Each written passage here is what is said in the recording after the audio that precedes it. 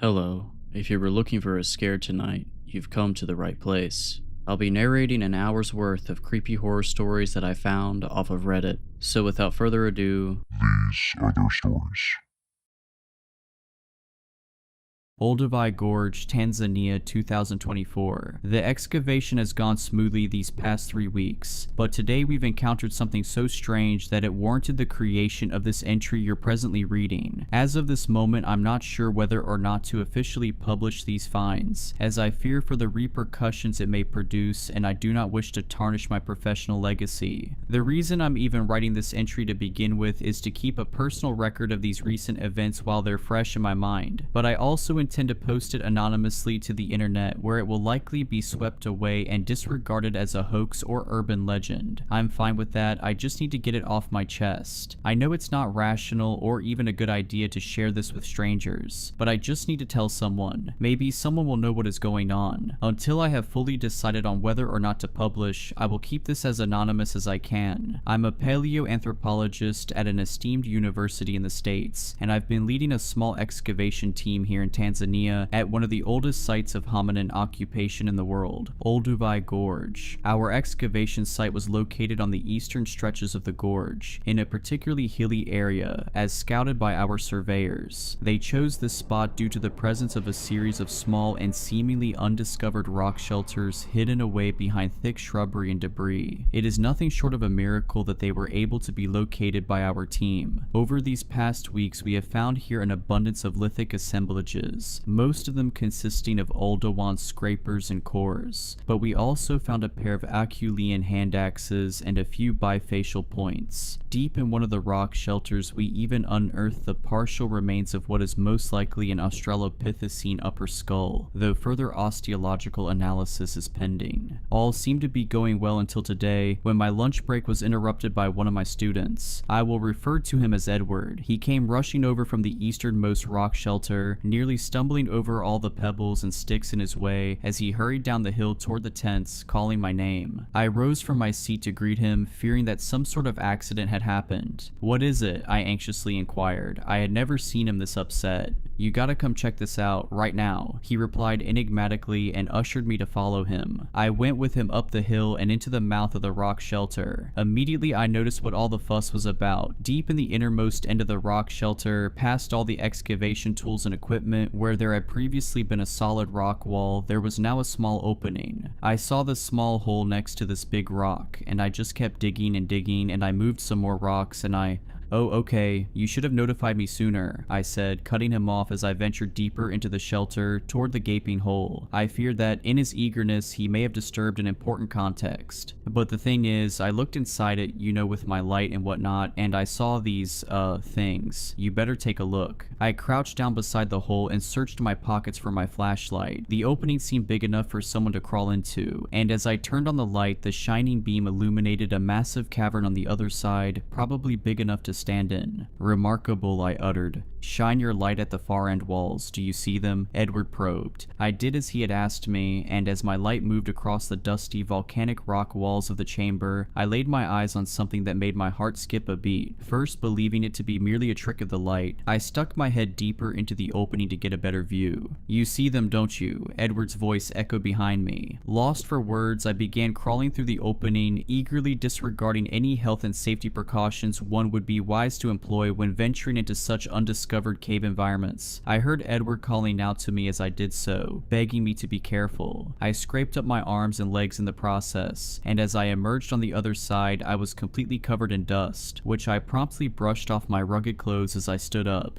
On the far end wall were a series of rough carvings onto the rock. Carvings in the Latin alphabet, carvings in English. The whole wall was full of them, as if it was a page in a book. Behind me, I heard Edward grunting and shuffling as he made his way through the opening to join me in my astonishment. I scanned the rest of the cavern with my light and saw that the inscriptions continued on the other surfaces and walls of the chamber. Not only that, but I noticed a series of strange artifacts scattered about, seemingly undisturbed for millennia. Among them were several aforementioned Olduvai stone tools, and a ring made of mostly pure gold judging by its pristine condition, as well as some bones randomly strewn around. My immediate thoughts were that the cave must have been used in modern times, perhaps recently. I hadn't yet actually actually read the content of what was scribbled on the walls, but even still, something about that explanation immediately felt off. The strata next to where the opening had been was undisturbed and had naturally accumulated for millions of years. I should know because I monitored it closely yesterday when we started digging in that part of the rock shelter. I realize some of you reading this might not be familiar with stratigraphy and thus not fully understand why this would be an issue when regarding the date of the inscriptions, but those well acquainted with the law of superposition should know exactly why this shouldn't be possible. If you don't, I urge you to Google it. But to make a long story short, however, the law of superposition states that geological layers accumulate over time, and that under normal circumstances, the layers that are the oldest are those found further down. Now, assuming the entrance we came in is the only entrance into the cave, and taking into consideration the opening was buried under a dozen stratigraphical layers, it means that it was last sealed around 1 million years ago at the earliest. Everything about this was strikingly anachronistic, but I saw no other explanation. There seemed to be no other way to enter the cave, and there was no sign of a previous collapse. "What is this, Edward?" I asked him, who was now full of dirt and standing beside me. "Are you pulling my leg here? Is this some kind of elaborate joke?"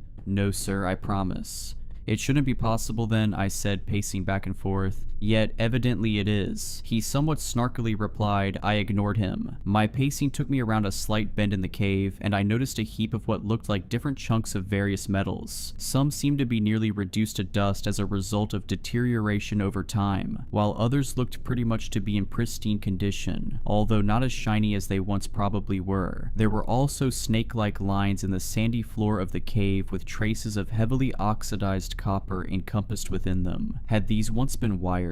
If they were ever covered in plastic, as most wires today are, it must have broken down millennia ago, leaving no trace. Quite remarkable. "Doc, you should see what's written on these walls." Edward's voice echoed around the bend. "Just a second," I replied, carefully observing the strange assemblage and analyzing it as best as I could. I had never seen anything like it in my life. Was this a machine? "Whoa, like you really need to come right now," Edward again urged me. I emerged from behind the bend to see what all the fuss was about, and when I did, I noticed the dusty visage of Edward looking pale as a ghost. "What's the matter?" I asked, looking at where the beam of his flashlight was illuminating the inscribed wall. "Read what it says," Edward urged me, and so I did. In the following section of this entry, I will recount word for word what was inscribed on those walls. Where there is significant erosion or other obstruction of the text, I have filled in the gaps. From what I interpreted to be the beginning, the upper left corner, it read as follows. "Upon arrival, the machine broke down almost instantaneously. I am the only living Homo sapiens in the world, and there won't be another like me for at least 2 million years. There is an overwhelming hopelessness to it all. There is no hope for me. I have accepted it. These things, these devils, have left me no other choice than to seal myself into this tomb. I can hear them at night digging and scratching." Thus read the first section of the text. Beneath it, the next one read, "My name is Bill Hartnell, and I was born on the 29th of September 2029 in Exeter, England, and this is my full story. I'm stuck in here for the foreseeable future, so I might as well tell my tale in as much detail as I can. I've got nothing better to do to pass my remaining time. Apologies if I don't get to finish it. Writing on this wall is somewhat tedious, however, so I will be concise. Forgive me. I studied quantum mechanics at Exxon and graduated with my PhD in 2058. The machine I built subsequently took me 10 years to complete and was operational by 2068, which is also the year I traveled here. I have now been here for a total of 2 weeks, and fear this may be my last. If you find this message, Patricia, you were both right and wrong. Right in that it would end badly, but wrong in that it wouldn't at least work." The writing ceased as this wall had met with the ground, but it continued on another, larger register to its upper right. "My goal was to travel through time and witness every significant human benchmark in chronological order, starting here with the earliest use of tools and ending my tour with the 2029 Mars landing launch. But now it seems the beginning of the human story will be the end of mine. There is something else here, something that doesn't belong. One moment I was in my garage in Exeter, ready to go, and in the next a blinding white glare surrounded me, and as I opened my eyes I found myself on the prehistoric African continent. I immediately felt the scorching heat of the sun burn into my skin, and in that moment I cursed myself for not bringing sun protection. Such an obvious oversight, I thought. My pale British skin would be the death of me. The first thing that stood out to me was how humid it was compared to the present. If my calculations are correct, I should be at the site of Olduvai Gorge, but here there is neither a gorge nor the arid shrubland it is known for. This place is ripe with vegetation and fauna. As I stepped out of the machine, I noticed it had broken, and I dragged it off into a nearby cave for protection until I could get it running again. I spent my first night inside that cave, sheltered from the elements and wildlife, and trying to repair my device. It was a futile effort, as I do not possess the parts necessary for such a repair. Another fatal oversight. My first 4 nights were relatively normal, or as normal as you would expect them to be 2 million years in the past. On my second day, I cautiously ventured outside the shelter, and it didn't take long for me to make contact with the locals. Presumably they are Homo habilis, but it is hard to tell. I am a physicist, not an anthropologist. Seeing them in the flesh is a surreal experience. To think I am the first human to lay eyes on another living human species in 40,000 years is extraordinary. I guess this writing also technically makes for the earliest writing in human history, which is also neat. The other humans first greeted me with a sort of reserved curiosity. They carried in their hands various stone tools and looked bizarre, though to them I probably looked equally strange. If they had the cognitive abilities to form thoughts about religion, I must have resembled a god to them. They let me observe them from a distance and never posed any problems. If anything, they wanted nothing to do with me. I find it ironic how these people live in dwellings constructed between trees and shrubbery out in the open, while it is myself who is living in a cave like some troglodyte. On the 5th night, things got strange. Just as the sun was setting, I was heading back to my cave when I heard my name called out, almost like a faint whisper, coming from the tree line a short distance away. That voice, raspy and out of breath, I had never heard anything like it before. I am positive it was not made by any of the local hominins. I briefly decided to investigate, but when I heard rapid approaching commotion in the bush, I took off. In my terror, I heard the loud snapping of twigs behind me. I ran all the way back to the cave and sealed the medium-sized opening with a makeshift door made out of wood and some rocks. I leaned in and listened intently after any noise, and heard the rustling of some bushes not too far away, accompanied by some kind of raspy vocalization. Nothing else happened that night. The following morning, I saw outside my shelter concentric circles drawn in the sand, but no accompanying footprints. Later that day, I was led into the village of the hominins. There, I traded my phone for some stone tools. I had no use for it anymore. The humans seemed perplexed by it, but were equally enchanted by its reflective surfaces. They allowed me to take some fruits and berries, but would not let me near the game meat, shouting whenever I did so. Despite that, I still can't believe the hospitality they showed me. As the sun was setting, I left the forested shelter of my ancestors and began walking back to the cave. The volume of trees gradually subsided, and I found myself in an open and lush savanna-like environment, but with thick shrubs on either side of the path. Then suddenly, something struck the ground in front of me, nearly hitting me. It was my phone. Confused, I thought the humans had grown tired of it and followed me back in anger, but then something intriguing happened. Another phone struck the ground right next to the first one, clearly of the same make and clearly identical to the one I had traded hours earlier, but that was impossible as I had only brought one. Then another flew out from a nearby bush, hitting me in the arm. I looked around, scanning the bushes, but I saw nothing. I slowly backed up, and when I did so, the bushes rustled for a moment and then stopped. I took another step backward, and the rustling repeated and once again stopped. It was mimicking me. When I finally made that realization, I once more ran back to the cave at full sprint, quickly sealing the entrance behind me. As I turned on my headlamp, which I still had batteries for, I noticed something drawn on the sandy floor of the cave. It was another concentric circle, identical to the one outside this morning. I was too horrified to sleep, but eventually my tiredness gave in and I drifted off. I spent the next day teaching myself how to hunt. Though I had some food rations from modern times back in the cave, eventually I would need to learn how to hunt if I were to survive out here, I figured. I had tried in the morning to hunt some lizards and birds with the stone weaponry I acquired the day prior, but with little success. I couldn't survive on berries and fruits alone, so I decided that the only way to get some protein around these parts would be to accompany a hunting party. I waited outside the village until the men left for their daily hunt, but as I approached them, they angrily literally detested my presence, denying my company. They waved their arms at me, ushering me to keep a distance, so for the rest of the day, I did exactly that. I lived in their shadow, observing but never interrupting their hunt. The following hours were spent watching the H. habilis hunt some local megafauna. Among them was an animal that is now extinct, therefore I do not know its name, but it resembled some kind of elephant. As I, from a distance, watched my early ancestors secure the kill and slice off chunks of meat with their stone scrapers, the most eerie thing occurred. About 9 of the humans stood gathered around the elephantine creature when suddenly something pale sprinted out from the nearby tree line. It was bipedal and double the height of the other men. The thing was certainly humanoid in shape, but this was definitely no primitive hominin. Its marble white flesh glistened in the sun as it ran full force toward the dead animal. The hunters quickly noticed it and scattered, some even leaving behind their stone tools. The figure ran up to the elephant and began eating, tearing the animal's flesh off with its hands. It gorged itself on the meat and suddenly stopped. I laid low in the bush about 100 meters away, eagerly watching in terrified amazement. It was hard to make out details at such a distance, but what I saw next I am certain of. The thing slowly reared its head and looked directly at my direction. I'm not sure if it saw me or not, but I could feel its piercing gaze. The wall of text ended, and Edward and I had to round a slight corner in the room to get to the next section. It was also during this time that he spoke out for the first time. "Do you think this could be real?" he asked gently, almost concerned. "I mean, you saw the strata, there couldn't possibly have been anyone else here for millions of years."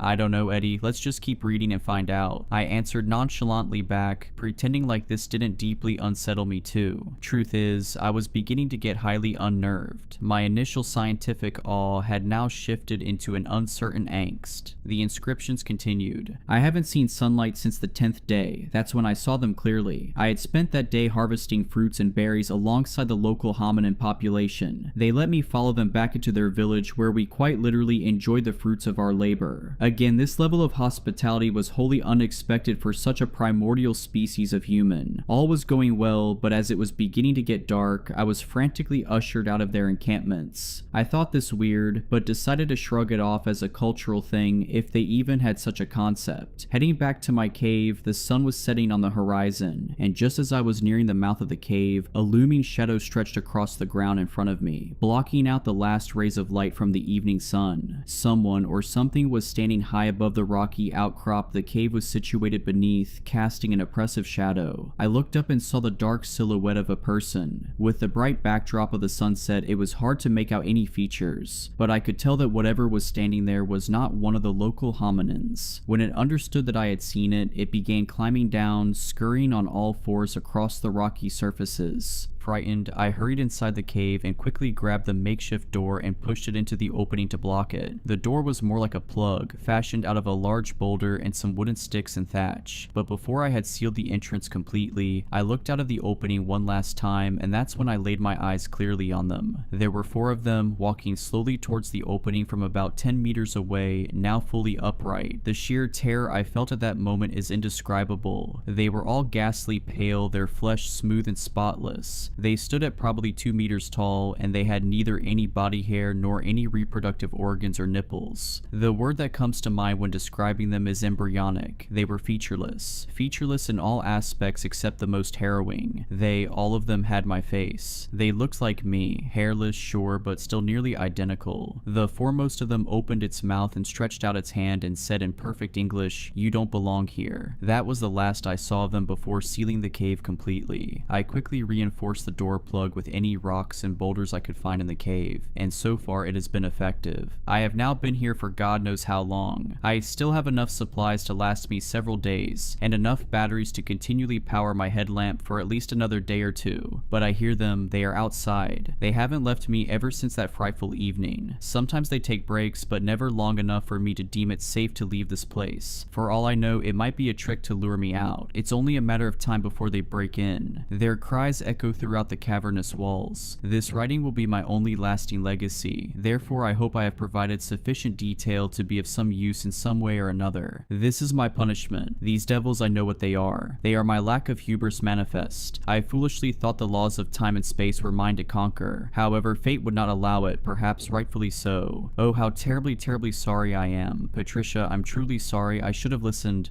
End of text, or well, not quite. The inscriptions continue beyond this, but they were of a different character. I won't reproduce the contents of the last wall, but I can tell you what it consisted of. The blueprints for Bill's machine and a plea to be saved. The power of time was now figuratively in the palm of my hand. I'm not saying I fully believe everything that was written, but on the off chance there may be some truth to it, I choose to keep this DIY recipe a secret. I walked over to the golden ring that adorned the cave floor and picked it up. It too was inscribed with the initials B and P. I pocketed it and asked Edward, "Where's his skeleton then?" "What do you mean?" he replied. "His bones. If he withered away in this cave, they should have been here." There are some bones here. Over there as well," he said and pointed across the cave. "I know, I saw them, but they don't make for a complete skeleton, do they?" I replied. "I suppose not." Edward acquiesced, aware of the implications. "This place is giving me the creeps." I spoke, suddenly getting an intense surge of paranoia. "What do you say we head back soon?"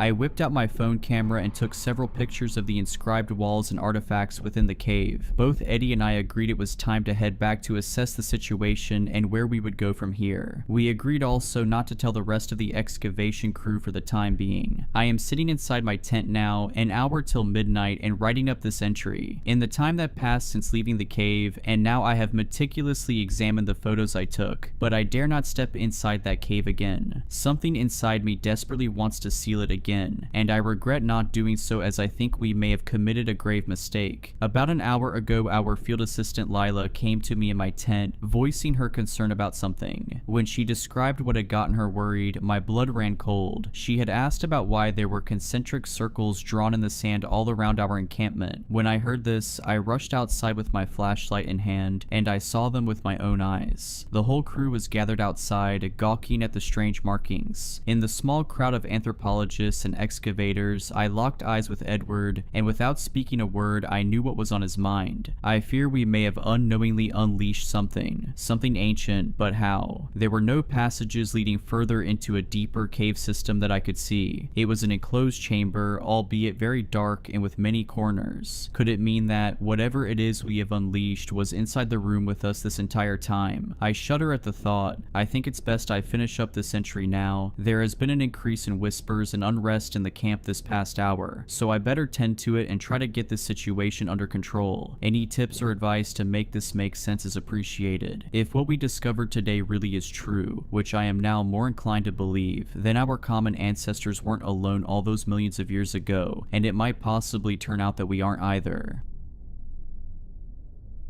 It was 10:31 when my phone buzzed. Emergency alert, do not enter underground structures such as basements. Stay above ground until the all clear. My husband looked up from his phone and stared at me. Did you just get a... Yeah, that's creepy, I said, glancing at the stairs. Our kid had fallen asleep for the night about an hour ago. What do you think's going on? I don't know, he replied. Could it be like a gas leak, radon or something? We'd had a radon pump in our basement since we moved here. Maybe there was some weird influx of it or something. I ran up the stairs to check on our 5-year-old daughter as Luke flicked on the TV. Grace was sleeping peacefully, her blanket wrapped around her. I made sure she was breathing, comfortable, totally fine before heading back downstairs. When I did, Luke was glued to the TV, which said the same thing. Black screen, pixelated white letters, blocky colors jittering along the top and bottom of the screen. Emergency alert, do not enter underground structures.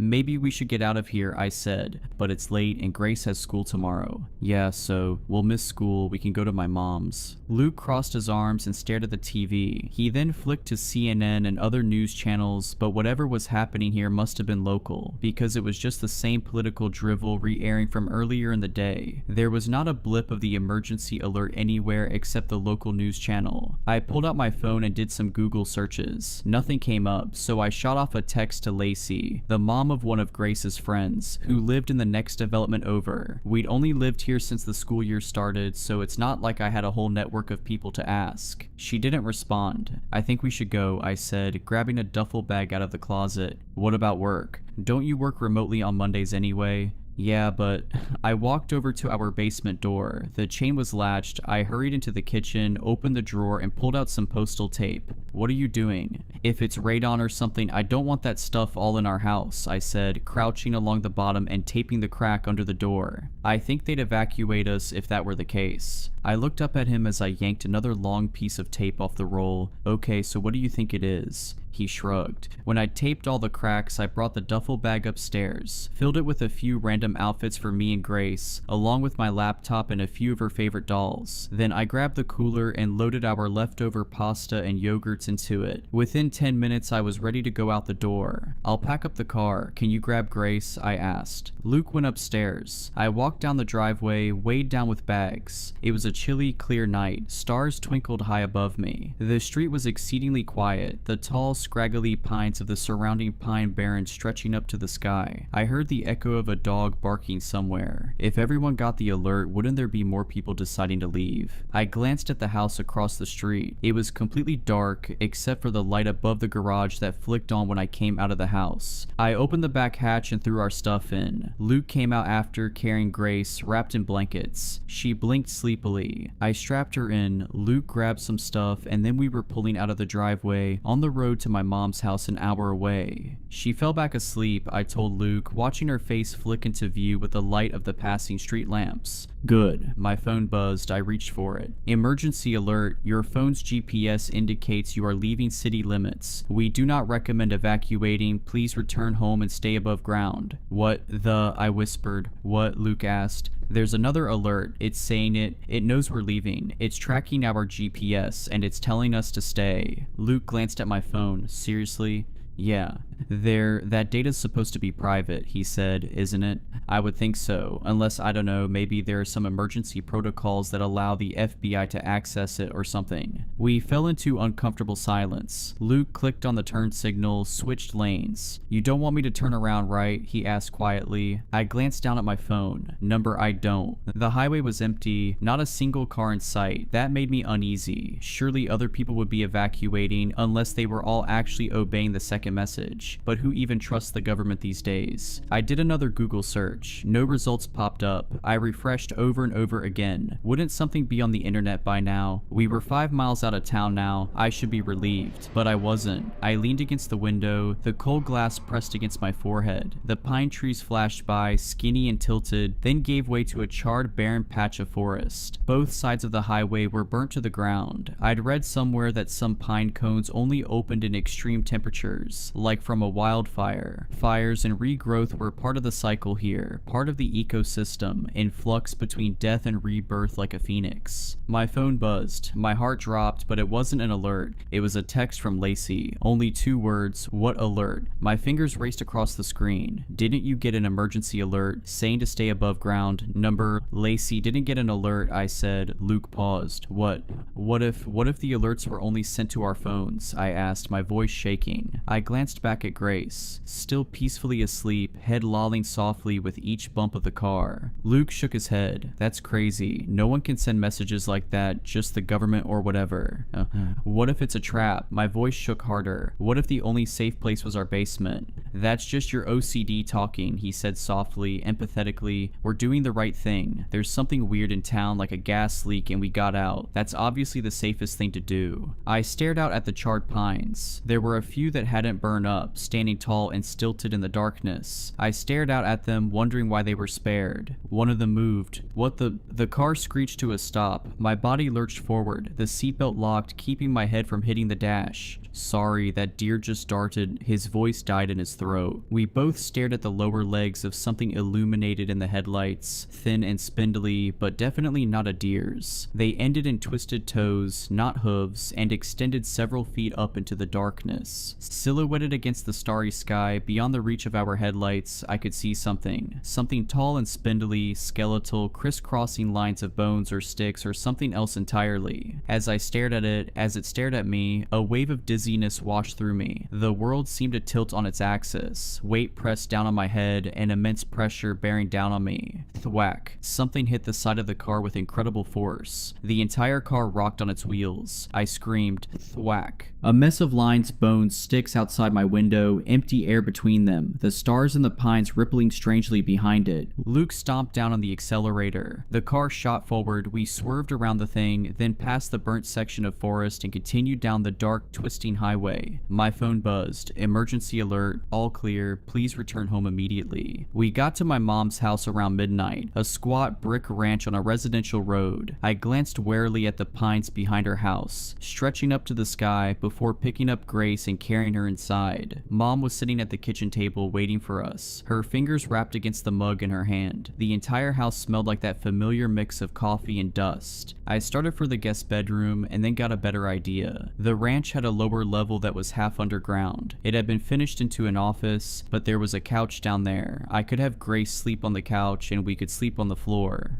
Where are you going? Mom was standing behind me, eyebrow raised as I undid the chain lock to the basement floor. I think we're going to sleep down there. No, you're not. It's all dusty down there. I haven't cleaned for ages. There could even be mice and... We're sleeping down here. Those alerts were probably just a prank, she continued, or a glitch or something. Besides, you're like an hour away now. I'd only told my mom about the alerts. I didn't tell her about the thing in the woods. My mom was not a supernatural person. She'd definitely chalk it up to a trick of the light or something. Casper himself could be floating in front of her face and she'd call it a trick of the light. You're being ridiculous, she continued. You know, this reminds me of that time you taped up the door to the attic, remember? When the exterminator had found a bat up there, you were worried there were more, with rabies, and they could flatten themselves in through the cracks between the door and the ceiling and bite you while you were sleeping. You don't feel the bites when you're sleeping, I growled back. A lot of people have gotten rabies from bats in their houses, and they can squeeze through really tiny places. My point is, she interrupted, it's unsanitary down there. Grace was getting incredibly heavy in my arms. I glanced at Luke, who was just standing in the doorway wide-eyed like he'd walked in on a gunfight. Then I pulled the chain lock and yanked the door open. Kate, Mom said warningly. Halfway down the stairs, my phone buzzed in my pocket. I got Grace settled on the couch, then pulled it out. Emergency alert. Your phone's GPS indicates you have stopped in redacted New Jersey. Disobeying an emergency alert is a federal offense. Please return home and stay above ground. I lifted my phone to show Luke, who was coming down behind me. His face looked ghastly pale in the white light. Mom was right behind him and craned her neck to read the alert too. Oh, that's BS, she said. It's not a federal offense, it's a state offense, and that would be an evacuation order like for a hurricane or something. She shook her head. You know what this sounds like? One of those scammers. I got a call from someone claiming to be my grandson. It's not a scam, Luke interrupted without elaborating. Then he worked in silence, putting the blanket over Grace, getting her comfortable. I flicked on the light and checked for mouse droppings, but I didn't see any. I'll get the rest of our stuff, he said, leaving my mom and I alone. Her expression softened as she looked down at Grace, at her perfectly cherubic little face. Do you need anything else?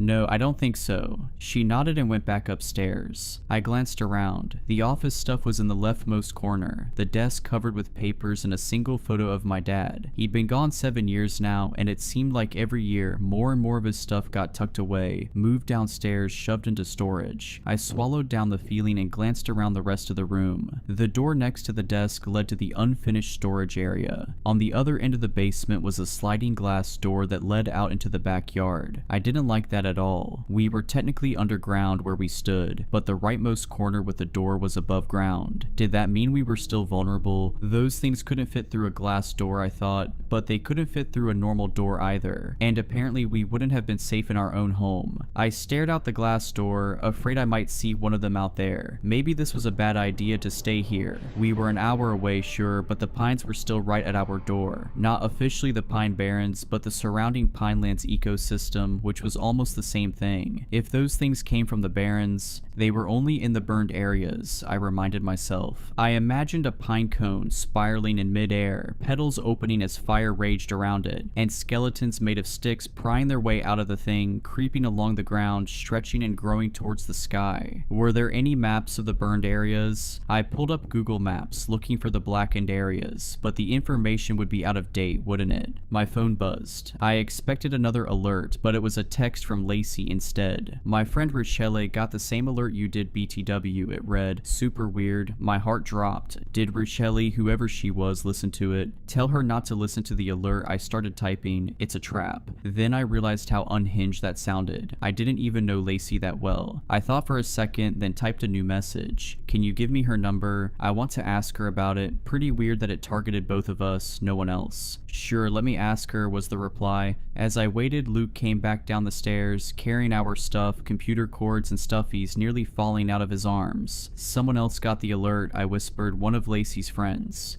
Really? Yeah, I asked for her number.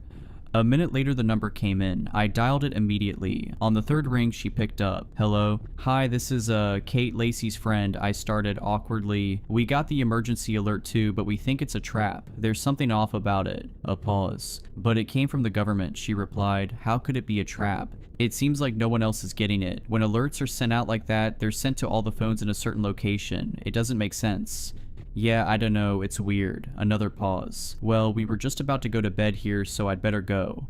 Wait, I think the basement is safe and everywhere else isn't, I said quickly. I think someone's trying to lure people into staying above ground. Okay, maybe, she said unconvincingly. Look, I gotta go, sorry. A few seconds later, the call ended. Well, crap. She didn't believe me, I said, looking up at Luke, my lip trembling. She and her kids and her family, they're all going to... You tried, he said, wrapping his arms around me. That's the best you can do. I couldn't help it. I cried as we lay a blanket on the floor, got ready to sleep next to Grace. I looked down at her perfect little face, and then Luke and I snuggled under the blankets together. Hey, kiddo. I woke up with a start. For a second, I thought I was in my own bed, but then the roughness of the carpet, the aching in my back, brought me back to reality. My father's voice, rough and warm, lingered from the dream. I could almost feel his arms around me, the summer sunlight beating down on us as we played at the creek behind the house. I rolled over to check on Grace. Her eyes were wide open. She was staring behind me at the sliding glass door. Slowly, she raised a hand and pointed over my shoulder. I turned around. There was something twisting and turning, contorting itself, trying to get in through the sliding glass door like a dog through a cat door. It did it silently, except for a low clicking sound like the popping of joints. All the blood drained from my face. Dark, sinewy legs like spider legs, twisting and turning in the moonlight, squeezing itself ever so slowly through the hole it made. I now saw the shattered glass scattering the floor. I grabbed Luke and shook him. Luke.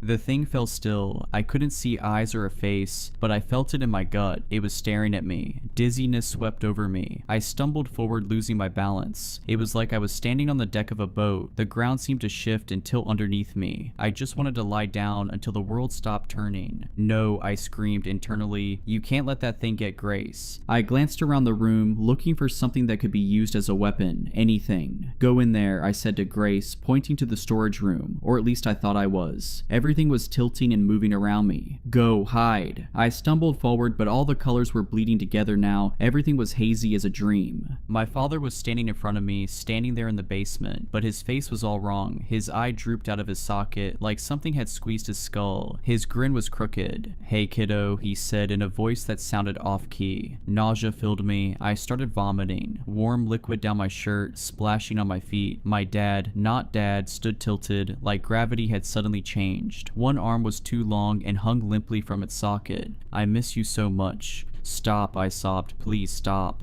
Come with me, we can be a family again. Stop.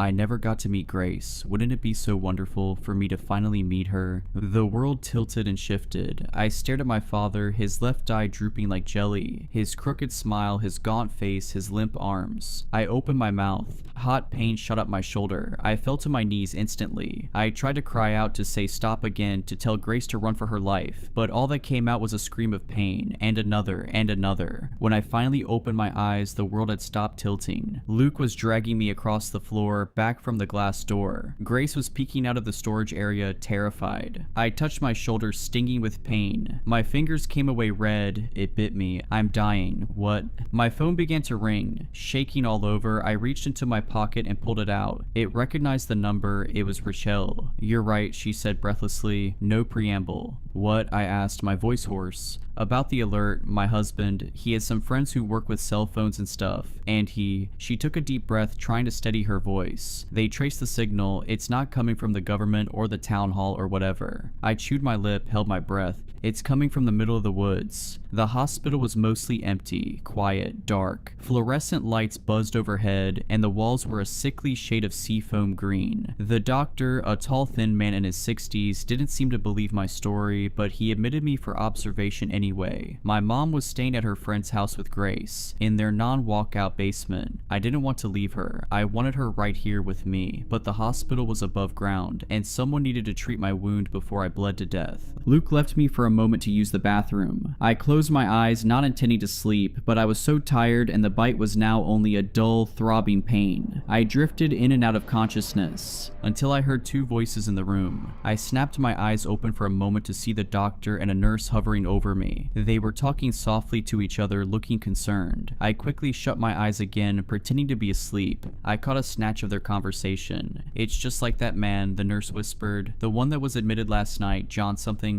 A pause. "I know. What do you think this is?" "I don't know, Rita. I really don't. Do you think we should give her diazepam preventatively?" the nurse asked. "The other one, he screamed so much." "The family will ask questions. There's no reason for her to be on diazepam for an animal bite. They'll ask questions when she's dead too," the nurse snapped back. "The least we can do is make her comfortable." "Shh. Oh crap." I didn't open my eyes, but I jumped when the nurse said dead. I now could feel both of them looking at me, their eyes boring through my closed lids. "Let's talk somewhere else," the doctor said. Hurried footsteps on tile, and then nothing. I opened my eyes. I'm going to die. I don't know how long I lay there, wallowing in my own misery, but footsteps jolted me awake. Luke was walking back in. "How's the pain now?" "Bad." I told him what I'd overheard, my voice quavering. "That doesn't mean anything," he said, but I could hear the concern in his voice. "We're going to get out of here and everything's going to go back to normal. The mayor or whatever will release some statement about a faulty alert system and..."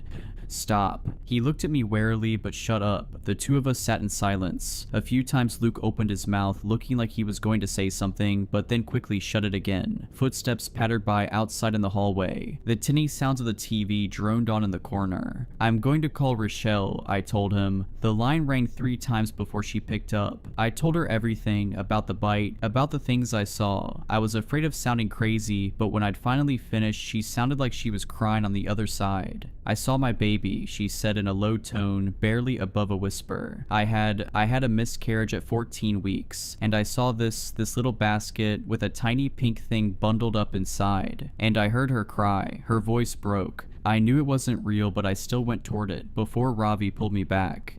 "I'm so sorry," I said, the phone trembling in my hands. "Thank you. But it didn't hurt you, right? Bite you, claw you?"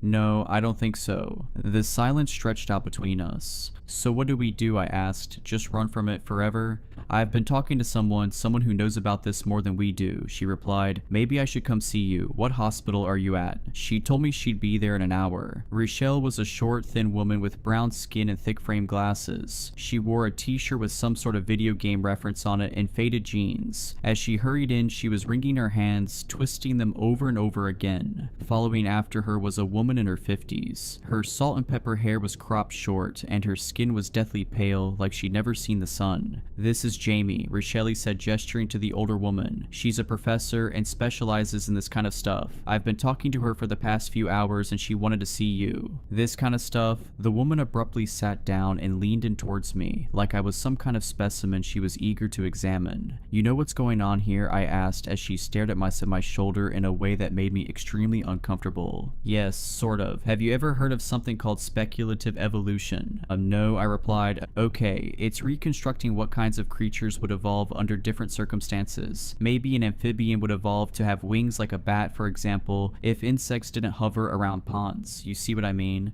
I guess. No. "We also try to construct what animals might look like millions of years from now, or humans. What kind of things will evolve under the pressure of modern humanity, modern technology? There's already some of it happening. The bed bugs in New York City are hundreds of times more resistant to pesticides than the ones in Florida are. Deer are more skittish than they were 10 years ago because cars kept hitting them." Okay, I had no idea where she was going with this. "You haven't seen that image of what humans would look like if they were evolved to survive car crashes? The man has like no neck and lots of fat to cushion the impact." No. Okay, she shook her head. The point is, some people in this field believe that at some point, creatures would evolve abilities that mimic technology, like birds that look like drones, or bats that can sense electromagnetic fields. Who's to say this thing that you and Richelle have described hasn't evolved the ability to send out radio signals, hack our entire mobile system? That's ridiculous, Luke interjected. So what, this creature's like texting in English? No, nothing like that. States, local governments, they often have pre-programmed emergency messages, like a protocol for hurricanes, earthquakes, nuclear threats, etc. This thing, it just hacked a signal to send a particular protocol. Same thing with Richelle, she said, looking sympathetically at her. We're all sending little electromagnetic signals in our brains all the time. Neural impulses, sharks, 400 million year old living fossils can detect them. These things, they can hack them. So when I saw my dad, I glanced at Luke. That thing was hacking my brain signals. Jamie nodded. It's a little more complicated than that. I believe this thing sends out a chemical in the air too, at close range, that messes with some neurotransmitters, but essentially, yes.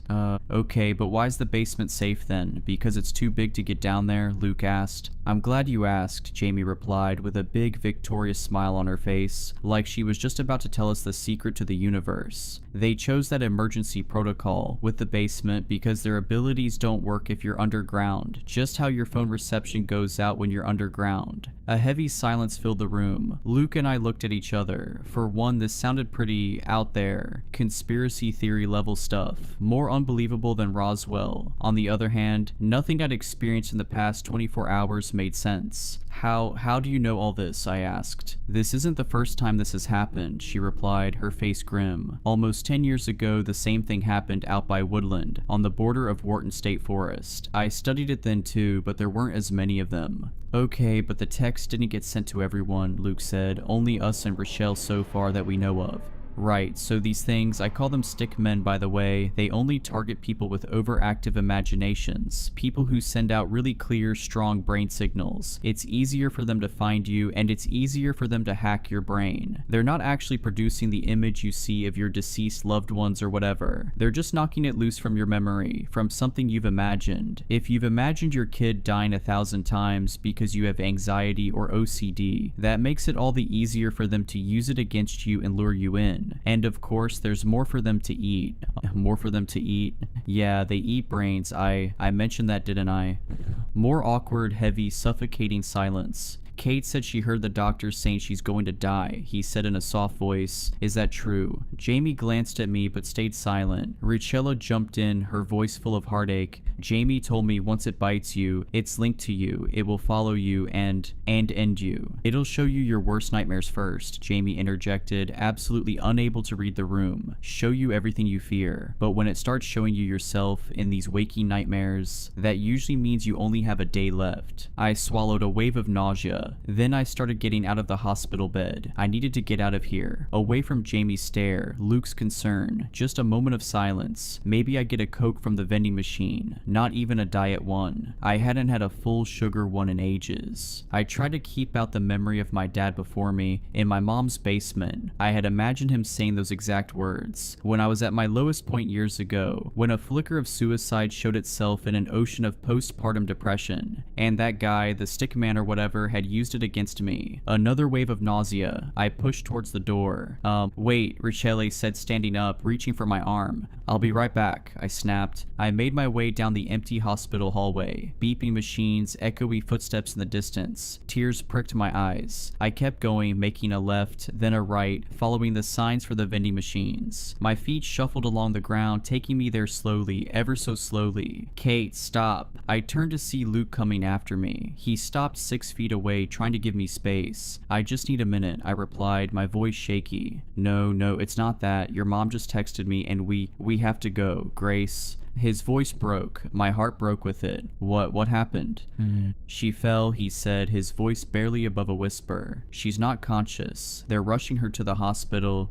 To the hospital? You mean here? They're taking her here? I asked frantically. "They're taking her to the hospital," he repeated. Something twinged inside me. That doesn't make sense. That's not an answer. I looked down, number on the floor, something black, slick and wet on the green linoleum floor. A tendril like a long umbilical cord attached to Luke's foot and leading down the hallway. I felt dizzy. The world started to tilt. Kate. I turned around to see Luke behind me, frozen, eyes wide. I looked back. Other Luke was no longer standing there. It was me. I was staring at my own face. I wish I could say it looked different, one eye popping out, skin all blistered and pink, but it wasn't. It looked exactly like me, like looking in a mirror. I looked down. Other me was holding a pillow. She held my gaze for a second, then looked down at the floor. I followed her gaze. Grace was lying at my feet, eyes closed, hands resting neatly under her head, fast asleep. No, no, no. I knew this intrusive thought. I knew how it ended. It's not real. It's not real. I turned and ran back down the hallway, reaching for Luke's hand, rustling behind me. I couldn't look back. I couldn't. Luke pulled me into the room and I followed, breathless. "We have to get underground. It's here." Richella and Jamie looked at me. Then they looked at the floor. For a second, I thought I was going to see my worst nightmare, but instead, I looked down to see blood dripping off my arm, seeping through my shirt, traveling in wet, soaky rivulets, dripping to the floor. Drip, drip, drip. Jamie shot up and walked over to me. Gently, she pushed back the cloth of my shirt, exposing the wound on my shoulder. "Necrotic tissue," she whispered. She shook her head sadly. "It's begun." "I can't die. I can't." My shoulder pulsed with pain. I continued running down the hall towards the big red exit sign. The hospital hadn't released me. "Stop," Luke begged, catching up with me. But I forced myself to run faster, despite the pain. I wasn't going to just sit in the hospital room and wait to die. Obviously, from what the doctor said, that's what happened to the last one. I was going to get underground. Maybe I would have to stay there forever, or until they found a way to kill these things. I would not leave Grace without a mother. I wanted more than anything to go to her, hug her, tell her I loved her. But maybe that thing could follow me even into a basement. I didn't think so, but I couldn't risk it. The best thing I could do was get underground, buy time. Grace was as safe as she could be with my mom underground. I ran towards the exit. The red sign glowed brightly in the darkness of the hallway. One of the lights flickered overhead. My bare feet slapped against the floor. The floor felt sharp. I kept running, but it didn't seem like I was getting any closer to the exit sign. What the? I glanced back. Luke wasn't following me anymore, nor Rochelle or Jamie. The hallway extended behind me, stretching back into the darkness infinitely. I kept running. The exit door was open now, still so far away. A stiff breeze blew in, ruffling through my hair. It smelled of pine and wood and decay. Keep running. The ground was so rough under my feet. The air was so cold. The lights above me flickered wildly. The door didn't get any closer, no matter how fast I sprinted. A few leaves swirled by outside in the darkness. Keep running. The lights above me flickered out, and then I wasn't in the hospital anymore. I was in the middle of the woods. Pine trees stretched up into the darkness. The sand littered with sharp sticks and rocks bit into the bare soles of my feet. Silence rang in my ears except for a light fluttering sound somewhere in the darkness. No, it tricked me. I wheeled around. I didn't see any lights, any break in the trees. How deep in the barrens am I? How long have I been running? The darkness closed in, suffocating me. I felt my pockets, no phone, no way to call for help, no way to know where I am. I sucked in a breath, ready to scream into the darkness. But that would draw the stickmen to me, wouldn't it? Or did it not matter? Did they already know where I was? I looked up at the stars, at the slices of sky poking through the pines. I tried to identify them. Is that Cassiopeia? But I didn't know anything about how to tell directions from the stars. Besides, the pines blocked out most of the sky anyway. No, wait, that's not the way to do this. I ran in here. My legs didn't feel that sore, even though it must have distorted time. I'd only felt like I was running for a minute. If I'd run 10 miles into the barrens, I'd know. I just needed to figure out what direction I'd come from. I wheeled around, trying to look for footprints, flattened vegetation, any sign of where I'd come from. But it was pitch dark out, and I didn't have any source of light. There was moonlight, enough to see so that I didn't smack into a tree, but not enough to look for footprints in the sand. I stared at the trees, but the branches were up too high and too thin to support my weight. I couldn't climb them to get a better vantage point. I ransacked my pockets again, nothing. So I started off in a random direction, sticks stabbed at my feet, pebbles rolled underneath my toes. I kept walking forward, trying to keep a straight line. The Pine Barrens is 1,000,000 acres, but an acre wasn't that many square miles. I remembered that from somewhere. I tried to focus focus on doing the math. If I was in the center and walked in a random direction, how long would it take me to get to the edge? 5 hours? 10? More than that? And of course I'd heard the stories. Even without the stickmen, the pine barrens were deadly enough. Carnivorous plants, rattlesnakes, and a way of turning people around. It was easy to get lost in the infinite pines. I thought of Grace, Luke telling her I was gone, her crying, melting down. She needed me. Maybe years ago at that low point in my life right after Grace was born, I wouldn't have been quite so panicked at the thought of dying. But I was panicking now. I picked up the pace. Sticks stabbed at my feet harder. I tried to keep a straight line, but it was so hard in the dark, and for all I knew, I was just walking deeper and deeper into the barrens. Then I saw it.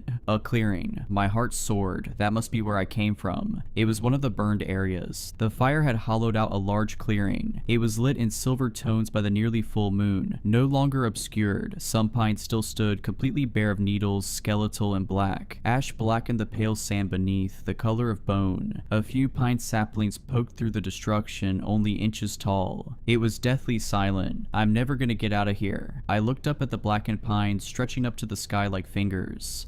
Snap. I whirled around. Someone was standing at the edge of the trees, painted in all tones of gray from the moonlight, barely visible among the trees. I took off into a run, but in my panic I tripped. It felt like it was in slow motion. The sandy, ashy ground rose up to meet me. Pain shot up my arms. My shoulders screamed in pain. Sticks scraped my cheek. Snap, snap, snap. I scrambled up to see myself standing there, arms hanging limply at my sides, hair grazing my shoulders. "Let me go," I screamed. My voice echoed and died into the forest. She stepped closer. I could hear too a wet smacking sound. There was another slimy black appendage attached to her feet, controlling her like she was a puppet. She canted her head at me and her lips split into an unnatural grin. I turned and tried to run again. An intense wave of dizziness hit me. The ground tilted, heaviness pressed down on my head. My stomach lurched and I was vomiting, stumbling, tripping in my own puddle of vomit. "Stop," I croaked. I was lying on my back, warm, wet vomit soaking through the back of my shirt. Twisted black appendages were filling up the corners of my vision, melting in with the twisted black pines stretching up to the sky. The stars above me looked like shooting stars, moving across the sky with how dizzy I was. The sky was replaced with my own face. Her hair hung onto my face, sticking to the sweat and the vomit. Her lips curled into a smile, and then her mouth began to open, wider, wider, wider, rows of sharp teeth like a lamprey's descending into the darkness of her throat. I tried to push it off, but my hands met slime. I was pinned by the creature, one of the stickmen. It was only her disembodied head hovering over me, attached to a tangled black mess of creature. "They eat brains," Jamie's voice echoed in my head as the teeth loomed closer. So close I couldn't see any of the barrens anymore. Grace. What's she going to do without me? She'll never recover. Her entire life will be ruined. I can't. I'm so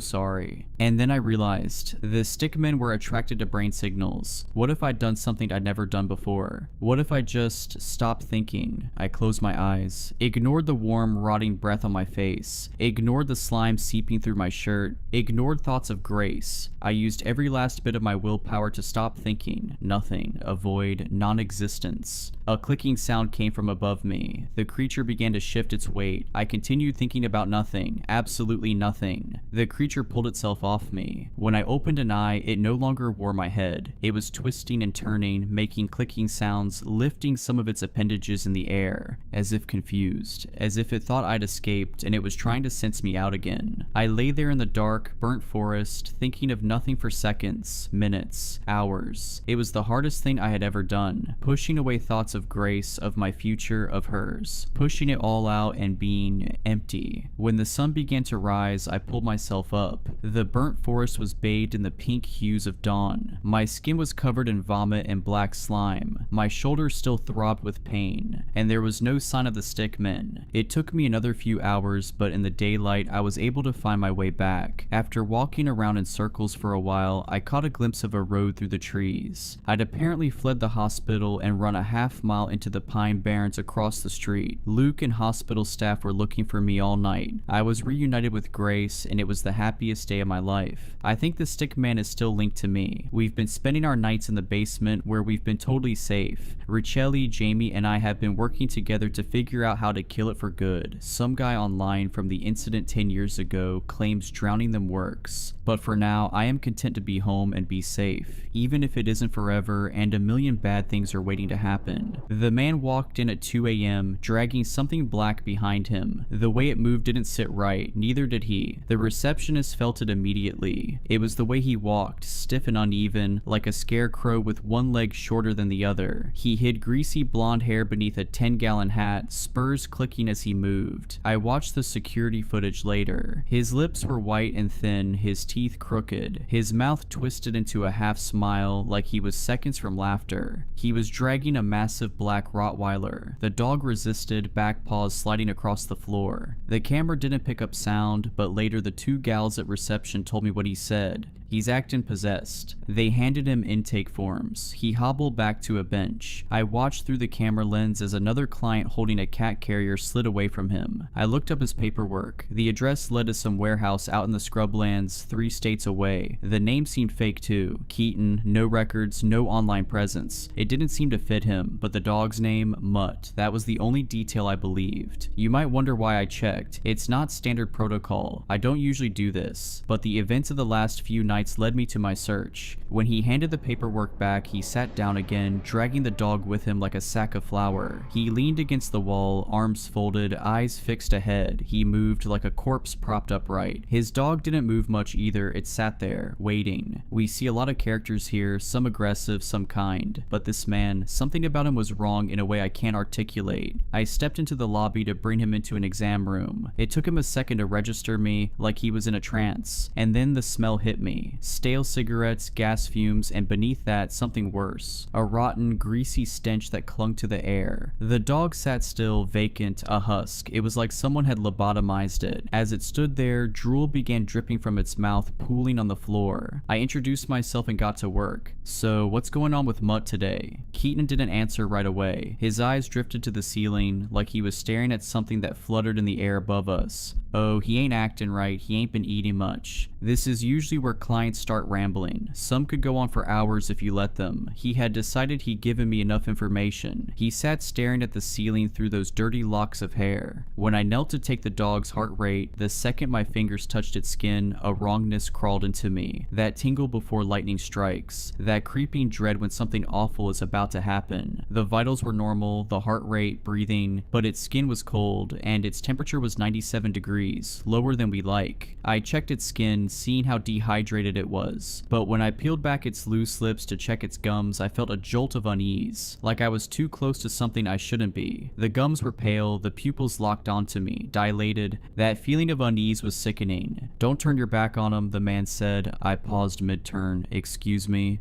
"If you're gonna walk from him, do it facing. Otherwise, something bad might happen." I exhaled, irritated. He'd watched me get close to the dog, lean in, take its temperature, listen to its heart rate. Yet now was the time he decided to warn me it was aggressive. I liked this situation less and less. The man, the dog, the way this whole situation ached in my gut. I backed away, facing the dog. It watched me like I was prey, like I was meat. A few moments later, our on-site emergency veterinarian, Dr. Harcum, came in. Old school, no nonsense. He and Keaton exchanged few words. The vet recommended blood work and an overnight stay with an IV fluid drip. The dog needed warming up too. Keaton never lost that dumb smile, that half-cocked grin, like something was hilarious, but he nodded, accepted the treatment plan. We went to take the dog into the back treatment area. I slipped a muzzle on, of course, and that's when I noticed how the dog refused to walk. The owner had dragged it behind him earlier, but now it wasn't acting lethargic. I could see in its eyes it was choosing not to move. It was being obstinate. I had a larger male staff member, Ryan, carry the dog for me. As he picked it up, he glanced at me. We didn't exchange words, but I knew he felt it too. Not only the dog. The air itself seemed to hum with an unearthly feeling. When we went to draw blood from its jugular, it didn't even react. Ryan held the dog steady, hands firm on either side of its head, jaws up. The needle slipped in, the syringe filled, the blood felt lukewarm. It didn't feel like it had just been pumping through a live body. I ran it through the machines, and it confirmed mild dehydration, with some elevated lipase values indicating mild pancreatitis. We placed it in a heated kennel, tucked it under blankets, and hooked up the IV catheter. Keaton was gone, but relief was fleeting. Mutt remained, and with him came something unseen, a presence thick as fog, pressing in from all sides. That was 3 days ago. That That night was quiet, rare for an emergency hospital. We had another dog kenneled 2 spaces down from the Rottweiler. It was a cattle dog that had undergone emergency laparotomy. It had been doing fine, normal vitals, good appetite, responsive. 2 hours later, I crossed into the back animal ward to check on it. The cattle dog was dead. It had torn open its own incision. The cone lay discarded. It hadn't just licked or nibbled, it had utterly and completely dismantled itself. Even when coils of intestine unfurled from its abdomen, it kept biting at those guts. The dog had attacked his own innards as if they were coiled vipers waiting to lunge. The dog was in a wet slump, head limp against the floor. The blood ran in bright ribbons, swirling toward the kennel drain behind him. I heard the gentle slurp of the blood sucking down the drain. The kennel was a bloodbath. It streaked the walls, spattered the ceiling. His intestines had leaked a mixture of bile and digested sludge. The cattle dog's eyes were vacant orbs, glistening in the light. I stood still for a moment, taking in the horror, the scope of this violence. And 2 kennels down sat Mutt, eyes focused on my task, no expression on his stoic face. Fluid drip running, heater humming. There was only the sound of the blood in the pipes. Mutt didn't pant, he didn't whine. His eyes reflected the fluorescent light, and for one sickening second, they looked almost human. Dr. Harcum made the call, but I heard every word, every choked sob through the thin walls of our office. The owner didn't cry, they wailed. I'd seen plenty of death in this job, but this was different. This wasn't bad luck. Something else had its hands in this. The mood in the hospital shifted palpably. In all my years, I'd never seen a dog unzip itself like a gym bag and spill out its intestines. His eyes followed every movement, the bloody towels, the mop buckets, the cattle dog-sized body bag, zip-tied and labeled. That night was quiet, but it didn't feel like a break. I imagined I was in a field staring at thunderheads form like warships in the distant sky. That feeling was the promise of something worse to come. At some point, hours after the cattle dog's death,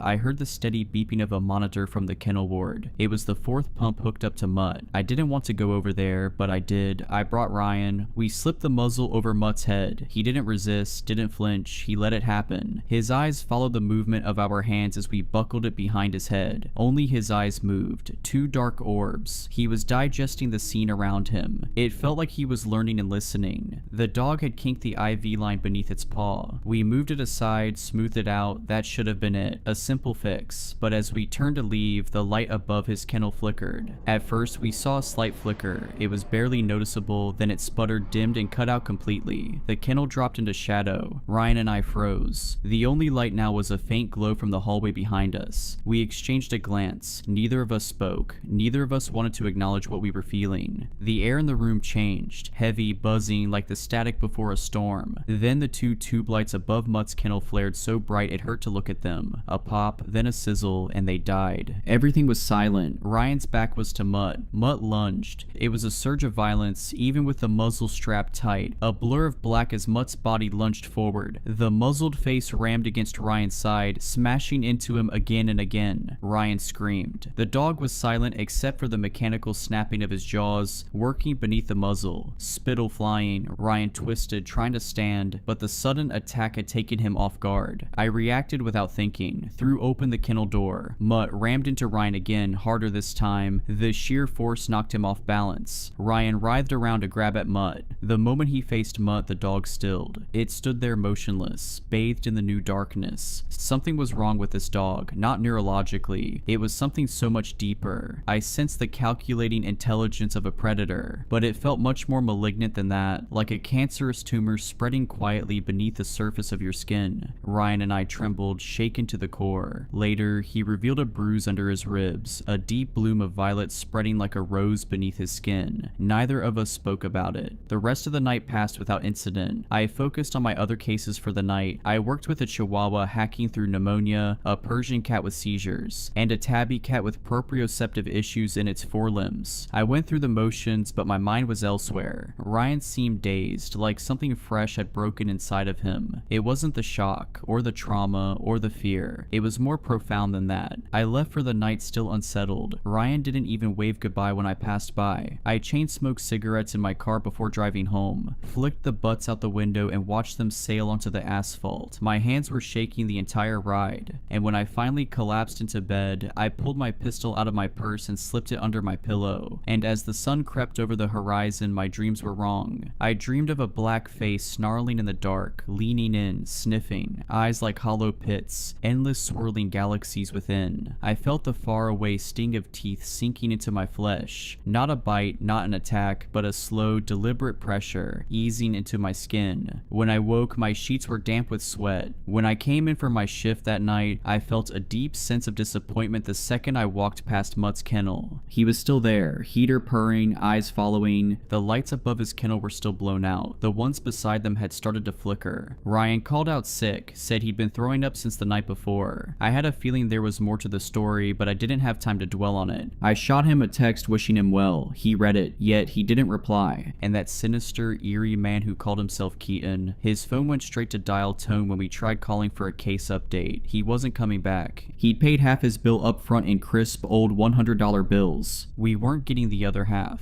The night was busier. I told my manager we shouldn't put any other dogs in that ward, but we didn't have a choice. Our small animal ward was on the other side of the building, but for the larger dogs, they had to go there. We admitted a Great Dane with liver disease. There was nowhere else to put him, so I placed him in the kennel farthest from Mutt, 2 down from the cattle dog that had ripped itself apart. When I went back to check on them 10 minutes later, I stopped cold. Mutt's kennel was wide open. The latch was undone. The door swung open. He wasn't on fluids anymore. Someone must have taken him off. There was no beeping fluid pump, and there was no sign of how the door had opened by itself. This part of the facility was desolate this time of night. Mutt was sitting right at the threshold, slack-jawed and unblinking. I shut the kennel, latched it, and then I left the room. I returned with 2 plates of food. Immediately I felt nauseous. The kennel was wide open again. I hadn't heard a sound, hadn't seen the door move. The only way to unlatch these kennels is with hands, with opposable thumbs. I was certain no one had been back here while I grabbed the cans of food. I slammed it shut again, this time locking it with a makeshift carabiner clip. I slid 1 plate of food under each kennel. I gave low-fat wet food for the Dane and critical care wet food for Mutt.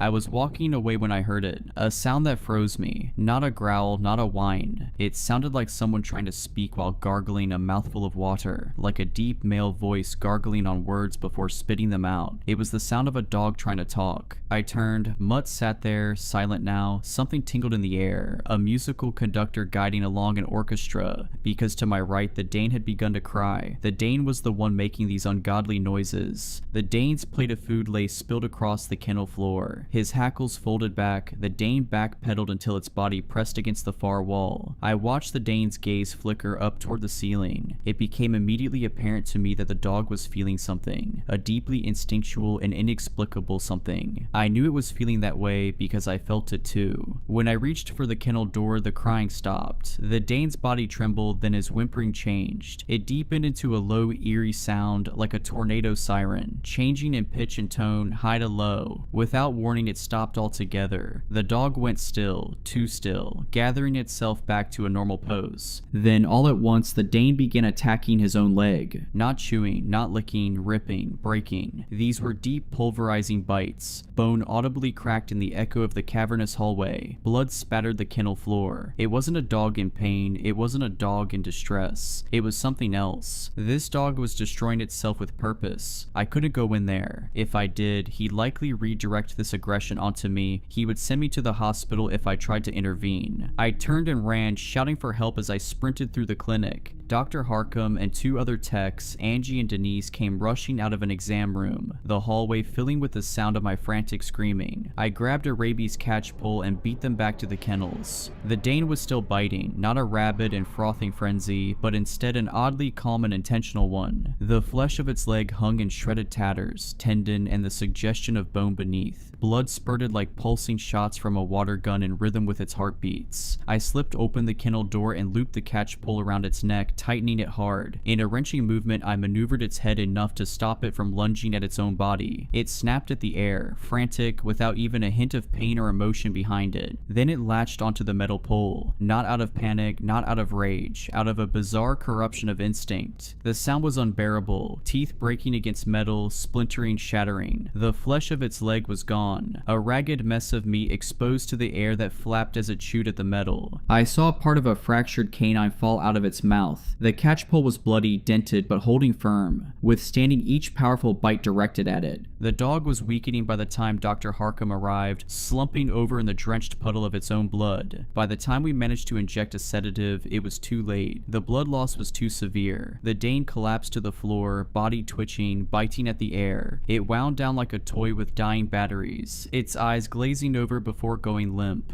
Out of the corner of my eye, I saw Mutt, lips pulled back in a snarl. "When is that dog going to leave?" I snapped, pointing at him. Dr. Harcum shot me a sharp look. Blood streaked his white coat. His eyes were dark, hollowed with an exhaustion brought on long before Mutt entered our lives. "Something is wrong with it," I insisted, "with him. All I see is a dog who mutilated itself in our care and then bled out. Mind you, this is the second one in 2 days. Don't worry about that dog." He gestured at Mutt emphatically. "We have bigger issues here. I have another owner to call. Another person I have to tell their pet killed itself. Under my watch. God, this is a mess." He flicked blood from his fingers, dragged a sleeve across his face. He was years past burnout, a shell of his former self. He couldn't see what I saw. He couldn't see the way Mutt watched, the way his eyes lingered over the carnage pooling beneath my feet, like he was enjoying it. Dr. Harcum sighed, rubbing a hand down his face. "We tried calling that creepy bastard again. Numbers out of service. He ditched the dog on us. That meant we had to rehome it. It could take weeks. I couldn't take weeks with him. None of us could." And as I looked into Angie's eyes, I knew she felt the same. And over the next few hours, the hospital settled into an uneasy silence. The night shift pressed on, but something had shifted. We were all exhausted, hollowed out by what we'd seen. The cattle dog, the Great Dane, the blood. The 2 blood-drenched kennels we'd had to clean up. Mutt still sat in his kennel, untouched food sitting at his feet. The heater hummed in background. 2 more lights flickered out while I cleaned. I mopped blood from the floors, the thick iron scent clinging to my skin. The mess soaking the towels we used was a deep, ugly red. And through it all, Mutt never looked away from us, a shadow looming in the dark part of this corridor. I told myself I'd figure something out, that I needed time, but time wasn't on my side. I was dumping a load of bloody towels into the laundry bin when I heard it. I dropped everything. A voice, thick and wet, slurred in a way no dog's throat was built to produce. It wasn't a bark, it wasn't a growl. It was trying to speak, and what came out wasn't a sound, it was a name. My name. Allison. I turned, stomach lurching. Mutt was sitting in his kennel, still, muzzle slack, drool pooling on the blanket beneath him. His pupils seemed to swallow all the remaining light.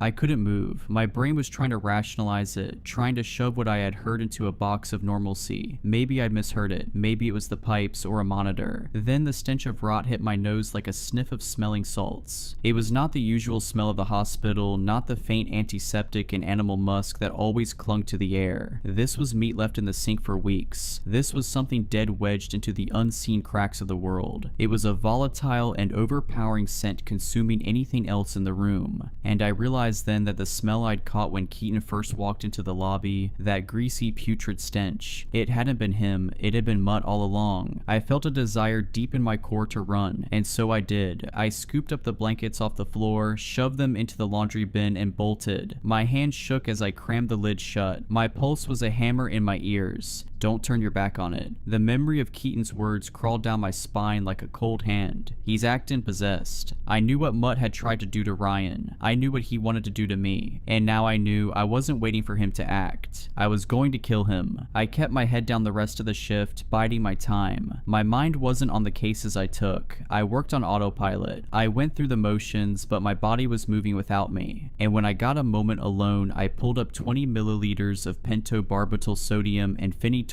sodium solution. It's a medication called Euthasol. In other words, it's that sparkling pink liquid we in the veterinary field use to put animals down. I drew up enough of the stuff to kill a dog twice Mutt's size. There'd be a discrepancy in the controlled substance log, but I could smooth it out over the next few weeks. A couple of slightly higher doses given on euthanasia cases. If I logged these with enough time between them, I was confident no one would notice. I locked the cabinet, slid the syringe into my pants pocket. By doing this, I was committing a crime, breaking DEA laws. I could lose my license, my career, even end up in jail. But deep in my bones, I knew one thing for certain. That thing in the kennel, whatever it was, it needed to die. The next morning when I arrived for my shift, the hospital was heavy with grief. Everyone was crying because it turned out Ryan was dead. He'd taken his own life in his trailer sometime after leaving work. No details, no explanation. He was there one day, then he was gone the next. The police had come by to inform us. They didn't stay long, didn't need to. I knew then. Ryan's death cemented what I had to do in my mind. I couldn't wait until another dog was placed in those kennels, until another staff member was pushed over the edge. So I worked through the grief, through the horror, pushing it all into a place I'd deal with later. I waited for the right moment, a lull between shift changes. When staffing was light, I approached Mutt's kennel. He cocked his head, his eyes tracking my movements. He looked almost expectant. I opened the kennel door and slid the muzzle over his face. My hands moved with a sharpness I hadn't felt before. I yanked the straps too tight, a bit of malice in my actions. My pulse was steady. I held Mutt's paw, feeling for the vein, my other hand already slipping the needle beneath the skin. The syringe in my palm felt hot. I pushed the plunger, forcing the thick pink liquid into his vein. It was a heavy dose, too much for even the largest dog, but I pushed every last drop. Normally, euthanasia is instant. A body slumps, the muscles relax, and life fades like a deep exhale. Their eyes stay open, but they flood with vacancy. Mutt didn't move. His chest still rose and fell in a slow, steady rhythm. His muscles remained locked, rigid. His pupils, wide and black, never left mine. This dose should have ended him. This dog should be dead. The hallway lights flickered. One by one, the bulbs sizzled out, plunging the kennel ward into a profound darkness. The air thickened, heavy with the weight of something unseen. The heater shuddered to a stop. The only glow now came from the exit sign at the far end of the hall, casting a weak green wash over the kennels. The shadows seemed to twist and dance around me. I felt adhered to the spot, unable to move. The door to the kennel slammed shut behind me. My breath hitched. The silence was absolute now, only interspersed with the slow, wet rasp of Mutt's breathing. I could feel him in the dark, the weight of his presence gnawing at the air. The voice came from before me, deep into the churning pool of shadows further back into the kennel. A sound like vocal cords cut like strings and hidden beneath a mound of scar tissue. A broken, misshapen mouth trying to shape words. The vowels stretched, dripping with something slick and inhuman. My stomach lurched. I reached for the latch, fingers fumbling, but my hands were slick with sweat. My breathing was too loud. The darkness pressed in. The rot smell thickened, crawling up my throat. Then I felt it. A cold, dead hand closed around my ankle. I choked on a scream. My body jolted as something gripped me. Those jagged fingernails pressed against the fabric of my scrub pants. The air rippled in an electric wash. The sensation of static snapped against my skin. I turned in a single heaving motion and I ran. The kennel door gave way beneath my shoulder and I burst into the hallway, feet pounding against the tile. Behind me, I heard the kennel door smash open. The sound of paws, heavy and fast, hitting the ground. He was coming. I sprinted blindly through the dark, running my fingers along the wall as I searched for the end of the hallway. When I reached it, my fingers scraped against the smooth wood. For a time, completely unable to find a knob, a latch, my fingers graced only an endless surface. Paws pounded closer behind me. I swear I heard more than one set of them. It almost sounded like a quiet herd. There was no growling, no snarling, no warning. Just the rush of movement in the dark. A silent freight train barreling toward me. So I spun, pressing my back against the door. The darkness beyond was absolute, thick and suffocating. The emergency exit sign glowed faint above me, swallowing the building in a weak neon glow. The slap of paws on tile stopped, and I saw the faint outline of a hunched beast. A panther crouched behind brush, seeking out its prey. Breathing filled the void, slow, wet, and thick with malice. Then, a whisper of movement so close I felt the air shift around my face. I turned and bolted down the hall. Instinct drove me forwards without thought or plan. My body simply moved on its own accord. I reached my locker, yanked it open, hands scrambling for my purse. The air shifted, a weight pressed close. I felt it before I saw it. A swirling black hole yawning open behind me. My fingers closed around cold metal, the grip of my handgun. I turned and I raised the barrel towards the faint figure I could make out in the darkness. And I fired. The first shot lit up the hall like a camera flash. In that brief flicker, I saw him, that snarling grin. The second shot, the third. His body jerked, but he didn't fall. My ears buzzed with each concussive shot. In the green shimmer of the exit sign, I saw that his lips were still curled back in that awful rictus. The sixth and final shot hit its mark. The left side of his skull caved inward, the muzzle of his face blown apart where the bullet had exited. Even in the thin light, I saw how his jaw sagged open, how that tongue flopped out limp, and even as he fell his head twitched. A violent unnatural snap of movement, a thick wet pop echoed, he swayed, then finally he collapsed in a heap all at once. I stood there, gun trembling in my hands, ears ringing. The darkness still pulsed around me, thick and heavy, pressing in from all sides. Then footsteps, shouts, voices. Someone grabbed my arm, yanking me back. The lights flickered, buzzed, then flared back to life, and for the first time I saw what I had done. One shot had buried itself in the tile, the rest had hit him. Mutt lay on his side, his head a ruin of blood and bone. His chest rose once, twice, then he went still. The bite muzzle was missing. He must have pulled it off somewhere during the chase. I didn't move. The hospital swarmed with police. I don't know who called them or when, but they arrived fast. A slew of questions. I registered almost nothing in my haze. They took me into the back office,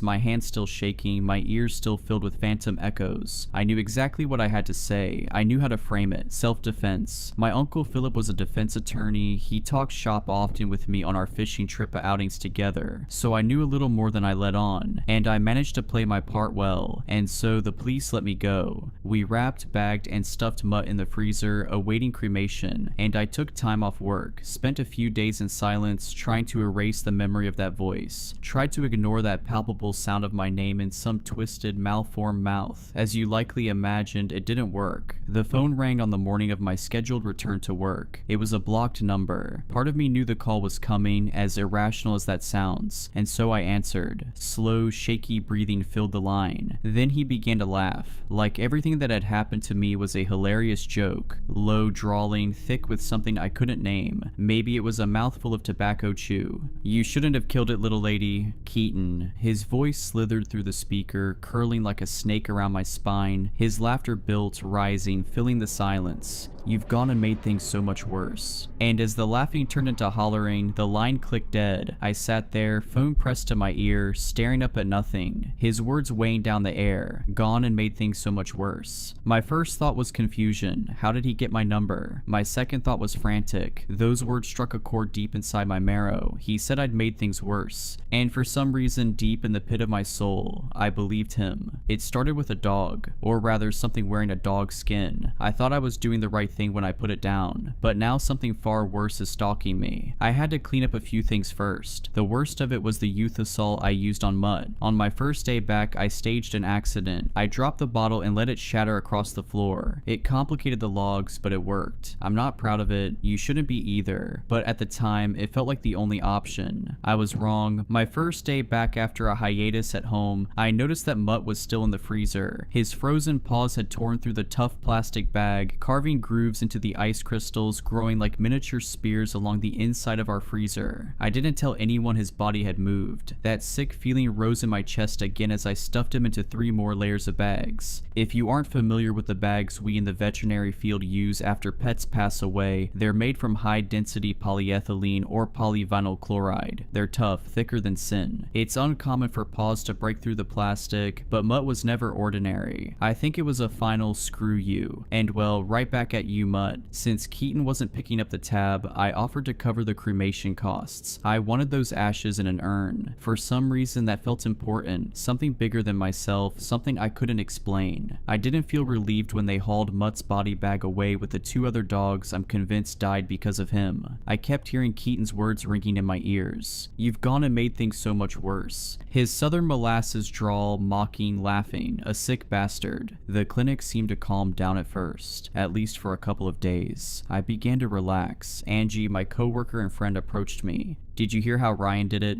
I shook my head quieter than usual, trying to show her I wasn't interested. Part of me blames myself for his death. I know how irrational it sounds, but the human mind is a sinister thing. Grief doesn't care about logic, it only cares about consuming, taking, destroying. She continued, "He stabbed himself with a letter opener. My cousin works as a highway patrol officer. He got all the details on it. It's horrible, Allison. He stabbed himself so many times." "Please stop, I can't." The tears were already welling in my eyes. She reached out a hand to comfort me, but I brushed past it and locked myself in the bathroom. I spent 10 minutes gripping the sink, struggling to steady my breathing. The rest of the shift passed without incident. It was monotonous and calmer than it had been since I shot Mutt in the hallway. Angie was working a back-to-back double that night, something that had unfortunately become more common in recent years as our clinic struggled with chronic understaffing. They asked if I could cover another shift too, but I said no. After everything I'd seen, everything I'd done, there weren't enough sane pieces of me left to give. That night, I settled into bed, my gun tucked under my pillow. The trailer was quiet, just the sound of wind outside, a high-pitched whooshing that rattled the walls every so often, but I found it almost soothing. As I lay there closing my eyes, I saw it, a snarling, statuesque black Rottweiler, eyes like two bottomless pits. He moved through the trailer toward me, his presence a creeping weight in the dark. Then I looked down. Instead of paws, he had 4 pale hands, their flesh blending seamlessly into the black fur of his limbs. He strode forward. I couldn't move. Every muscle in my body locked up, frozen in place as he slunk beneath the foot of my bed. I tried to open my eyes to wake up from the nightmare, but they were open, and I wasn't sleeping. A hand rose over the mattress edge, another followed. I felt the weight of them press down, the mattress sinking beneath an unseen force. It felt so real, too real. Then the snout emerged, slow and deliberate, rising above the sheets like a shark breaking the surface of the ocean. It drained the room of anything good, anything right. Only the ache of loneliness remained, a gnawing darkness spreading through me. I felt like I was sinking into a bottomless pit, falling endlessly. The stench of rotten meat filled my nostrils. The grinning maw loomed inches from my lips. Eyes burned into mine, wide and unblinking. A string of drool pressed against the skin of my neck. The mouth began to open, yawning. Each serrated edge gleamed in the moonlight, lining the jaws in jagged, overlapping rows. The clicking of bone filled the silence as the jaw pried open past natural limits, tendons slipping and joints straining. It kept widening, the gaping maw stretching farther than anything human or animal should be able to. Hot, damp breath washed over my face. My teeth clenched, the mouth inched forward, slow and deliberate, savoring the moment. Every nerve in my body screamed to move, to fight, but I was frozen, paralyzed beneath the weight of its presence. The gaping maw hovered inches above my face, the serrated edges of its jaws twitching in anticipation. I could see the glistening sinew stretching as the jaws prepared to snap shut, feeling the unbearable heat of its breath seeping into my skin. A low guttural growl rumbled from deep within its throat, vibrating through the mattress, through me. My pulse pounded against my temples, drowning out everything but the sound of that grinding, clicking jaw. Then my phone rang. The sudden chime shattered the moment, a blinding flash of light flooding the room. The weight lifted in an instant. The monstrous shape dissolved like mist, vanishing into the shadows as if it had never been there. I was moving before I realized it, gasping for air, clutching my chest. My heart hammered within me like the hooves of a war horse, my limbs trembling as I scrambled upright, searching the darkness for any lingering sign that it had truly gone. Had I experienced sleep paralysis, something worse? I heard my trailer door slam shut. I picked up the phone and flicked on the lamp by my bed. I heard a loud wailing siren and the sound of wind on the other line. My eyes were too blurry with tears to read the contact name. "Oh, Allison, check the news." It was Dr. Harcum. He sounded out of breath. I grabbed my remote and flicked on the television and thumbed it to a local news station. Dr. Harcum breathed heavy in the background. "We are here on the scene of what is now suspected to be an incident of arson. Firefighters struggled to put out the blaze, although they stopped it from spreading to nearby buildings." I felt the world glaze over. I watched a team of yellow-clad firefighters picking through the cinders of my old workplace. God, half the roof was slumped in. The place was licked with flames. I recognized little pieces of a much larger puzzle, smashed and burned. I still clutched the phone to my head as I watched the firefighters pick through the ruins of an intimate part of my life. It was gone, just like Ryan. Angie, she didn't make it out. Dr. Harcum choked out a sob. A man who I'd worked with for years and had never seen shed a tear before began sobbing on the other line. This was a 60-something ranching vet who didn't take crap from anyone, a man carved out of the New Mexico dirt, tougher than the rest of us, and he was crying. I steeled myself, choking back my tears. Angie had been a friend, closer than Ryan. She'd burned to death in that building. "What happened? Tell me everything," I said, forcing down the swell of emotion. "I think it was that creepy guy, that blonde guy Keaton. We were working the shift when a container of gasoline with a lit rag was tossed through the back window into to the doctor's office. It engulfed the place in flames in seconds. We lost some patients too. His voice wavered, struggling to stay steady. I don't know who would do that. Why? What did we ever do to that inbred piece of crap? So senseless. God, I told the police everything. This was beyond them, beyond what the police could understand. I'd sound insane if I told them everything. Even after I'd blown Mutt's jaw apart, I had omitted so much from my statement. Keaton didn't need a motive. He felt like it was ancient, a force of chaos that existed only to sow pain and reap a harvest of blood. He didn't need a reason, Doc, not to drop off that monster, not to burn down our clinic. He wanted us to suffer. He wanted to watch us die. Dr. Harcum was silent for a moment, my words hitting him like a blow. I have to go, he finally said. The police need a more detailed statement. Be safe, Allison. The line went dead. Another victim. Angie. Gone. Another life swallowed by the plague of tragedy I couldn't begin to understand. My hand trembled, not only from the horror of what I'd experienced, but from the weight of everything I'd lost. From the thought of Ryan's brutal self-destruction. Some creeping apocalypse had wandered into my life, and it was clear now it intended to stay. I couldn't sleep again. I didn't even try. My phone buzzed with texts from friends, family. One missed call stood out. My old friend Joe. Navajo Joe we used to call him, always with a grin. He just laughed, that handsome, tough son of a gun. I should have called them all back immediately, but I had other more pressing things to do first. I gathered my belongings, flipped open the cylinder of my revolver, and loaded a cartridge into each chamber. The compact 9mm felt solid in my grip, its matte finish worn smooth from years of use. Despite its small frame, the steel carried weight, reassuring and steady. I tossed a couple of ammo boxes into my purse, the rounds light but lethal, their copper-jacketed tips catching the dim glow of my bedside lamp. From the top of my cabinets, I pulled down an old wooden cigar box. Inside was a couple $1,000s I'd stashed away for emergencies. If this wasn't an emergency, I didn't know what was. I sat on the porch of my trailer, a cigarette pinched between my fingers, watching the sun claw its way over the horizon. Smoke curled into the air, twisting in the breeze, vanishing into nothing. By the time morning fully arrived, I'd burned through the whole pack. I checked my watch. The crematorium would be opening soon. They'd taken Mutt's body a couple of days ago. I needed to convince them to put Mutt at the top of the cremation list. My old Buick truck started with a low rumble, the engine purring to life. A gift from my late father, it had been his pride and joy. I reached up to adjust the rearview mirror and froze. A spiked black collar hung from it, tags jingling softly as I brushed against them. Mutt.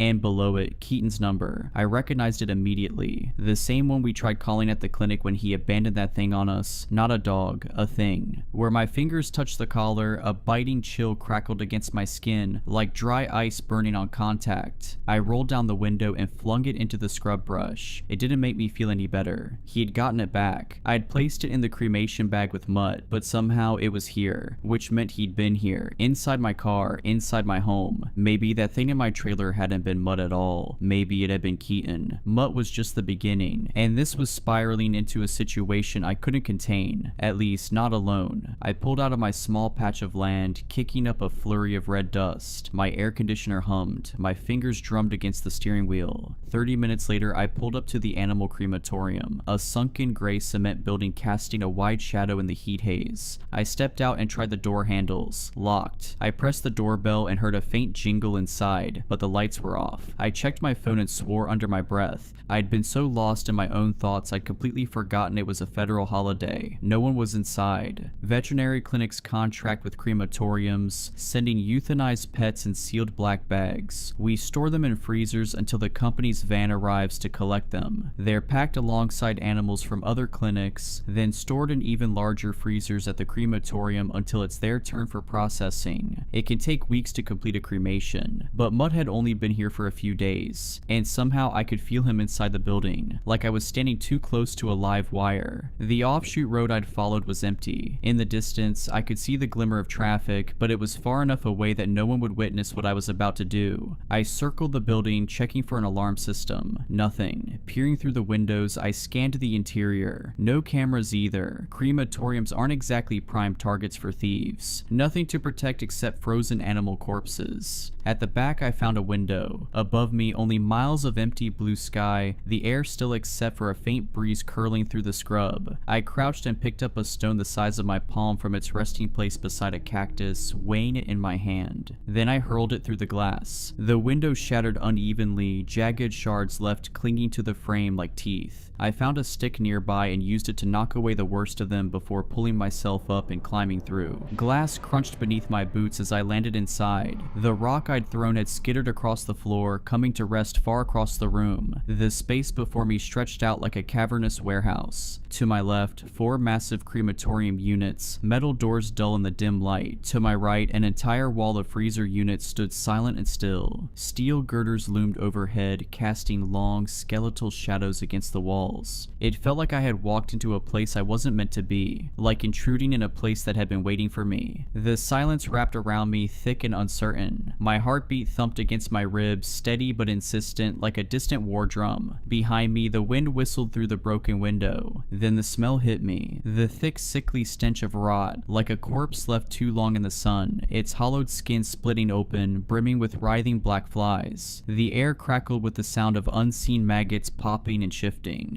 A sudden thump made me jerk toward the freezers. One of the lids lifted, then fell with a hollow clunk. I watched, my breath caught in my throat as the white top rose and dropped again, like a mouth opening and closing. Then another freezer began knocking against itself, and another. Then they all started. The sound grew into a chaotic, discordant symphony. The freezers shuddered, vibrating against the floor, scraping and twisting from their original positions. Then, all at once, the room fell still. Silence dawned. Then, with a deafening crash, the first freezer that had started thumping was hurled 10 feet across the floor. It flipped onto its side, metal screeching as it scraped across the concrete, body bags spilling from the burst seam. It slammed into one of the crematorium units, the impact tearing the freezer door clean off. The lid skidded across the floor, crashing into the wall with a metallic clang. And in the middle of the wreckage lay the triple-bagged corpse I recognized all too well, Mutt. His body was rigid, frozen stiff inside the thick layers of plastic. The paws pressed outward, twitching. I heard bones grinding, joints twisting, the sickening sound of something forcing itself to move when it shouldn't. The stiff limbs pushed against the plastic like a baby kicking from inside the womb. I felt eyes on me, burning pupils watching from behind. Shadows stretched and shifted in my periphery, but I couldn't take my gaze off the thing in front of me. The dog I had shot, the one with the caved-in skull, the one I had pumped full of euthanasia solution, the one that had been locked in a freezer for days. I spotted a square point shovel leaning against one of the cremation units, caked in ash. I grabbed it, feeling the rough handle bite into my palm, and charged forward. I swung it down with all the force I could muster. The first strike split the thick plastic, sending frozen chunks of flesh spraying across the floor. Mutt's ruined head tumbled free. His frost-glazed eyes caught the dim light, and his shattered lower jaw smacked against the concrete, twitching. It was too frozen to bite, too stiff to do anything but thrash in mindless, spasmodic movements. My pulse thundered in my ears. The wind outside howled through the broken window, its pitch rising into something shrill, almost human. The shadows behind me deepened. I swung again. The shovel blade carved through tendons, severing the spine at the neck. The paws inside the torn body bag spasmed, clawing at nothing. I kept going, hacking away at the frozen flesh until the head detached completely with a final sickening crunch. The wind howled louder, but I could sense that it wasn't only the wind behind me anymore. I turned. Keaton. He loomed in the broken window, impossibly tall. His body twisted to fit through the jagged frame. One hand gripped the windowsill, fingers digging into the crumbling concrete, the other obscured in the shadows. His filthy blonde hair hung limp over a face that wasn't quite human. His neck stretched forward, grotesquely elongated, the vertebrae bulging beneath thin, sallow skin. It didn't just extend, it coiled, folding over itself like an accordion, fluid yet wrong in every conceivable way. The angle of it made my stomach twist. His eyes were red, raw, pools of blood where the whites should have been, and they pinned me in place. The pupils were black, dull, the color of tarnished coins left to rot in the dirt. He inhaled, slow and deep, dragging in the air like he was tasting it, and then his lips split apart, curling into a grin that stretched too wide, splitting cheek to cheek as if his skin could barely contain it. His chest heaved, a silent laugh rippling through him, and his head, God, his head was so much closer than it should have been. His clicking, sinuous neck had stretched impossibly far into the room, casting a long, warped shadow that swallowed the space between us. Mutt's body writhed behind me, flopping against the concrete like a fish without a head. The sickening smacks echoed through the cavernous room, each one more desperate, more wrong. I backed away from Keaton, slow and deliberate, my pulse hammering in my ears. He didn't speak, he just breathed, deep and slow, savoring the moment, drinking in my fear like it was red wine. The wind whispered through the broken broken window stirring the air between us. Then his other arm rose, unnatural in its movement, the elbow joint clicking as it bent at a disturbing angle. His hand curled around something, lifting it up like a prize. At first I couldn't make sense of it, a dark matted thing, limp and swaying slightly. Then I saw how his fingers had sunk into it. His middle and ring fingers were buried deep in gaping eye sockets. His thumbs screwed into the crown of the head like he was gripping a bowling ball. The realization hit me like the blare of a car horn on a pitch black road. Ahead, a human head. The jaw hung slack, twisting from side to side with every minute shift of Keaton's grip. Blood clung to the torn skin in slick, wet strands. I knew that face. Dr. Harkham. The breath hitched in my throat and I staggered back without thinking. A mistake. White-hot pain seared through my calf.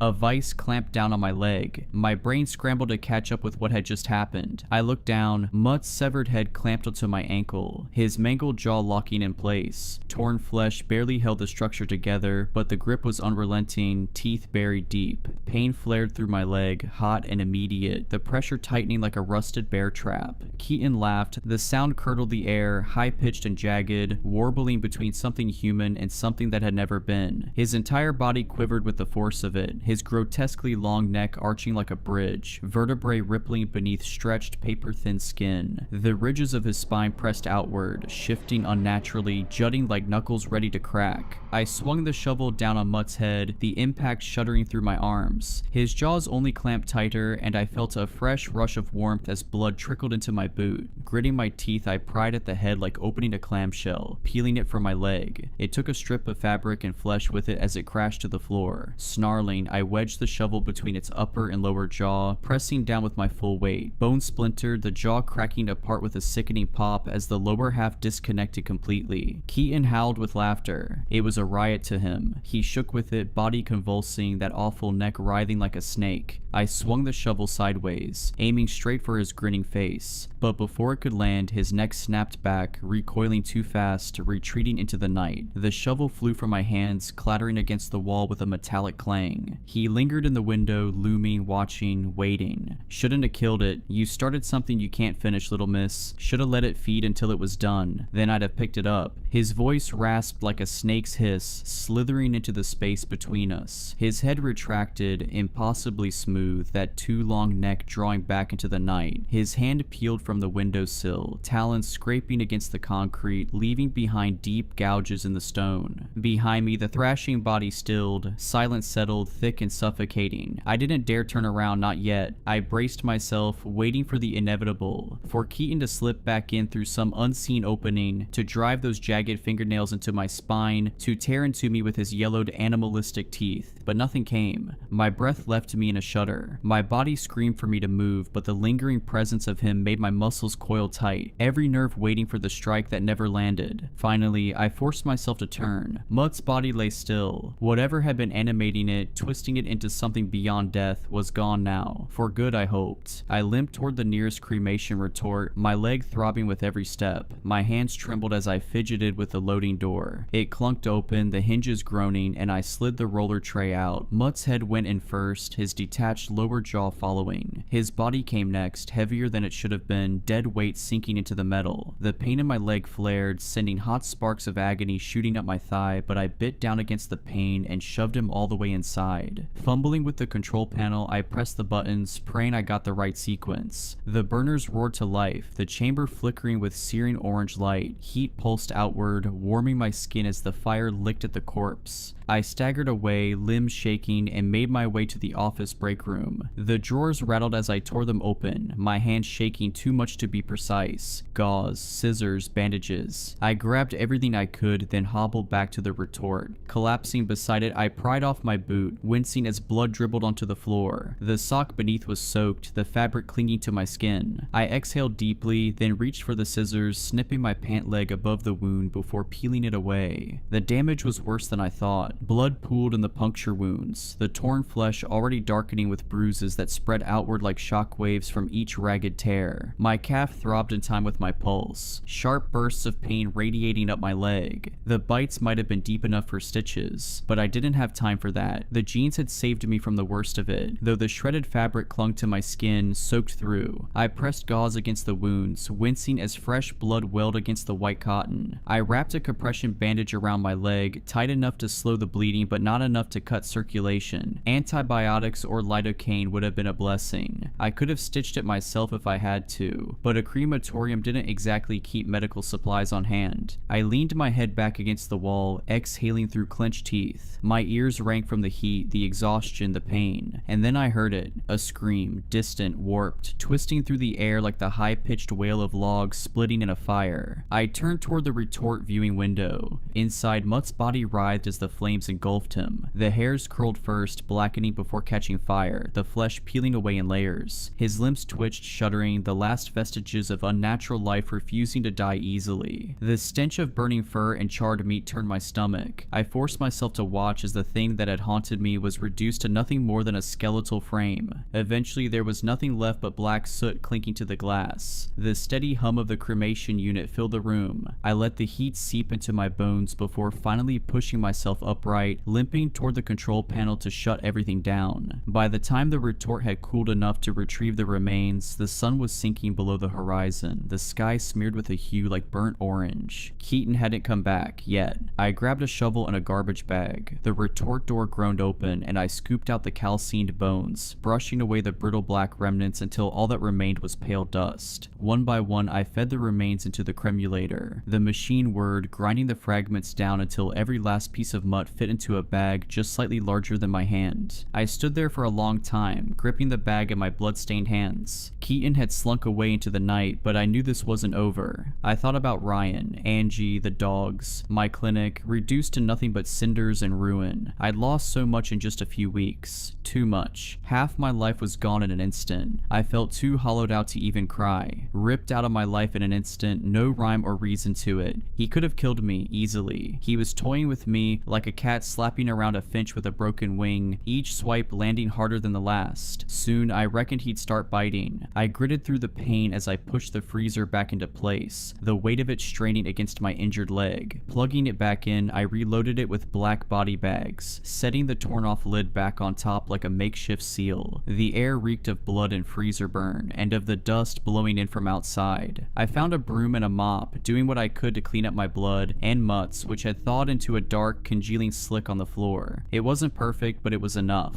Stepping outside, I checked both ways. Nothing but dirt and desert weeds stretching into the distance. The silence out here wasn't comforting. It was heavy, pressing down like a held breath. The dread never left. Sliding into my car, I turned the key. The engine rumbled to life, a sound that grounded me, if only for a moment. I set Mutt's bag of ashes on the passenger seat, staring at it like it might start moving again. Then I saw something in the footwell, something round, hollow sockets where fingers had pressed deep and firm. Dr. Harcum's head, a parting gift. Bile rose in my throat, but I swallowed it back, forcing my breathing steady. I'd had a tough life growing up. I knew how to push things down, bury them deep. I grabbed an old jacket from the back seat and tossed it over the round heap. At least I didn't have to look at him like that anymore. Then I did the only thing I could do. I called the one person who might be able to do something about this. The only one who might be able to pull me from the riptide I was drowning in. Joe. My buddy from high school. I hadn't talked to him in years, but I'd missed his call this morning. That had to mean something. The dirt road stretched toward the main highway as I drove, my hands gripping the wheel tighter than they needed to. He picked up on the second ring. Allison, thank God. Tears welled at the corners of my eyes. God, Joe, it's been so long. I saw the news. I know you worked there. I had to see if you were okay. Joe, I need to talk to you. Something's after me. It's been after me since I first saw it a few weeks ago. I need your help. A dog came into my clinic. Bad luck. Thing turned the building into a slaughterhouse without so much as a blink. Silence. The joy in his voice faded, melted away like chocolate left too long in the sun. Outside, the sky burned with the last light of day, the sun dipping toward the edge of the world, flaring one final orange goodbye. That's not just bad luck, Allison. That's something else. Something old. That's bad medicine. Joe clicked his tongue the same way he used to. The sound hit something deep in my chest, a crack in my ribs I hadn't noticed forming until now. I should have called him sooner. Maybe things would have turned out differently, maybe not.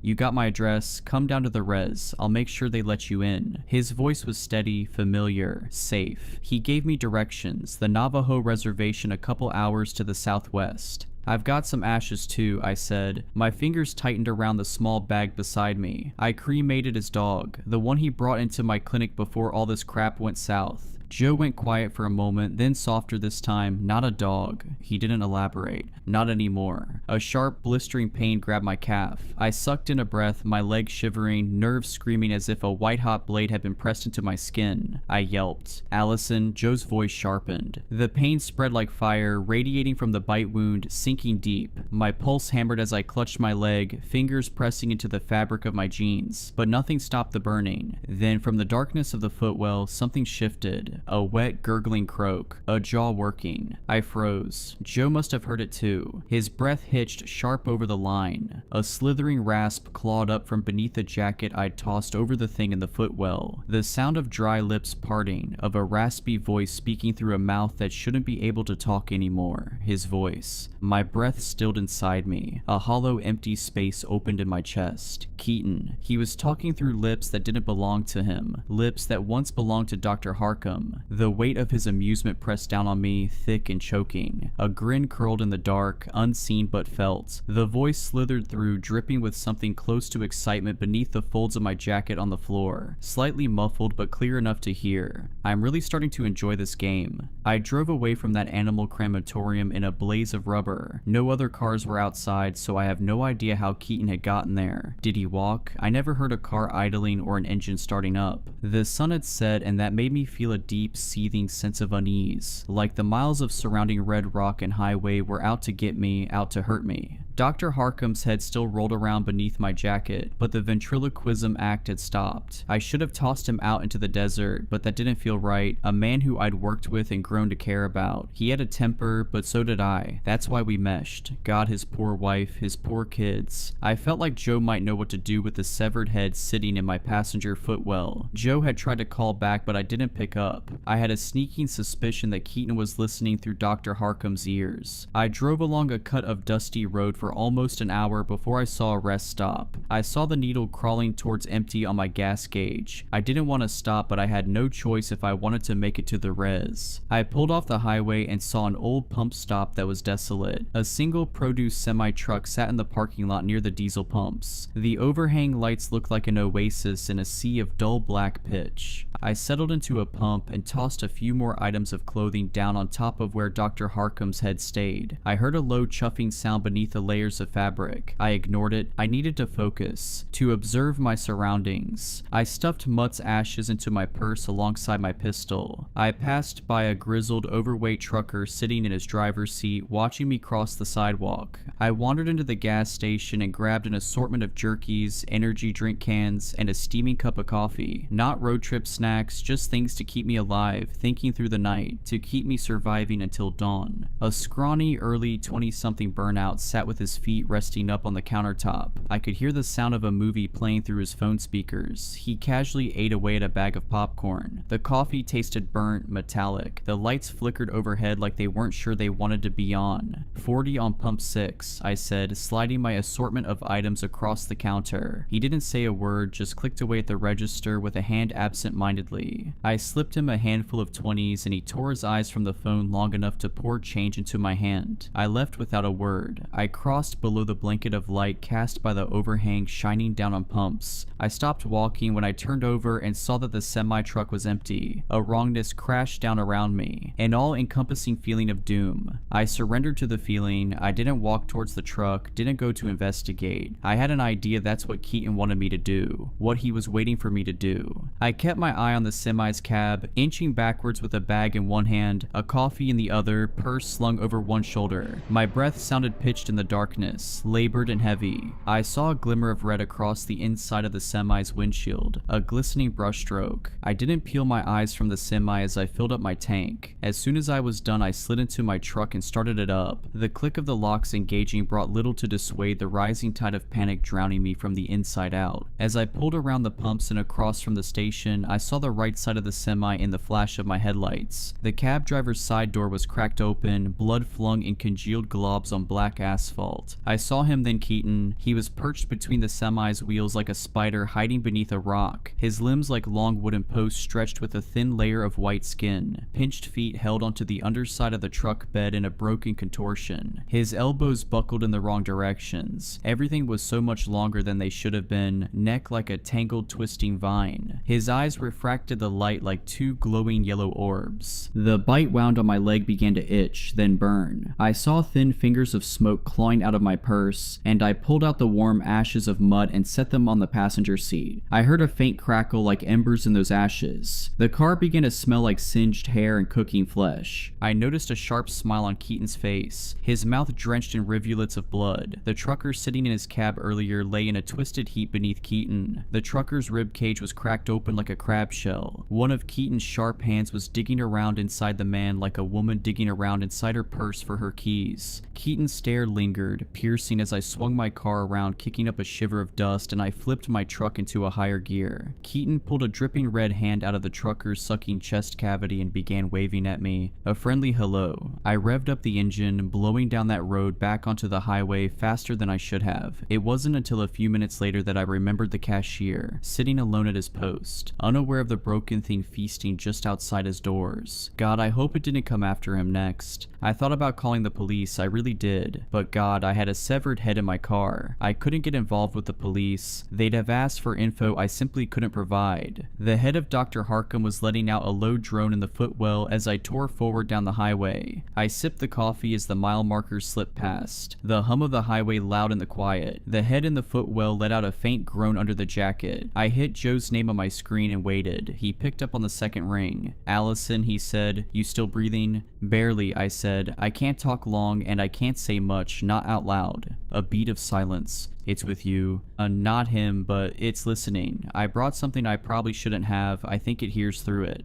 "Alright," Joe said, calm but clipped. "Just talk around it. I can follow." "I'm heading your way. Should hit the basin in a couple hours, give or take." "We're setting up now," he said. "Called in a medicine man named Despa. He knows that old stuff. Said what you told me last time was a bad shadow. Said that thing you shot might have been a mask, not a real dog." "It wasn't a dog," I said, my voice wavering just a hint. Joe exhaled through his nose. I could picture him standing outside his truck, wind tugging at his sleeves, oiled gator skin boots kicking at the weeds. "We set the line near the arroyos. You'll see it before the road curves west. Cedar, ash, pollen. Despa's been blessing it himself. That thing steps through, it'll feel it, might even stop it. I'll drive through, I'll lead it in." He paused. "You sure it's still behind you?" "No," I said. "I'm not sure of anything, except it's not done with me." His voice dropped. "Allison, if that doesn't work, we've got a backup plan. If it follows past the ridge, lead it to the trailer up on the hill. It's mine. Go in, make sure it follows, then slip out the bathroom window and shut it behind you. Locks from the outside. You won't see anyone, but we'll be in position. My cousins are posted nearby. Despa will be with us." Good. Another silence passed between us, the kind that holds everything neither of us wanted to say. "I don't know what this thing is, Joe," I said finally, "but it's not a man, not anymore." "I figured that much." "I hate that I'm leading you into this, Joe." He chuckled. "I'd do anything for you, Allie. Just hate it took something this awful for us to reconnect." I winced. I should have reached out sooner, but time has a way of slipping through your fingers. "You sure your people are ready for this?"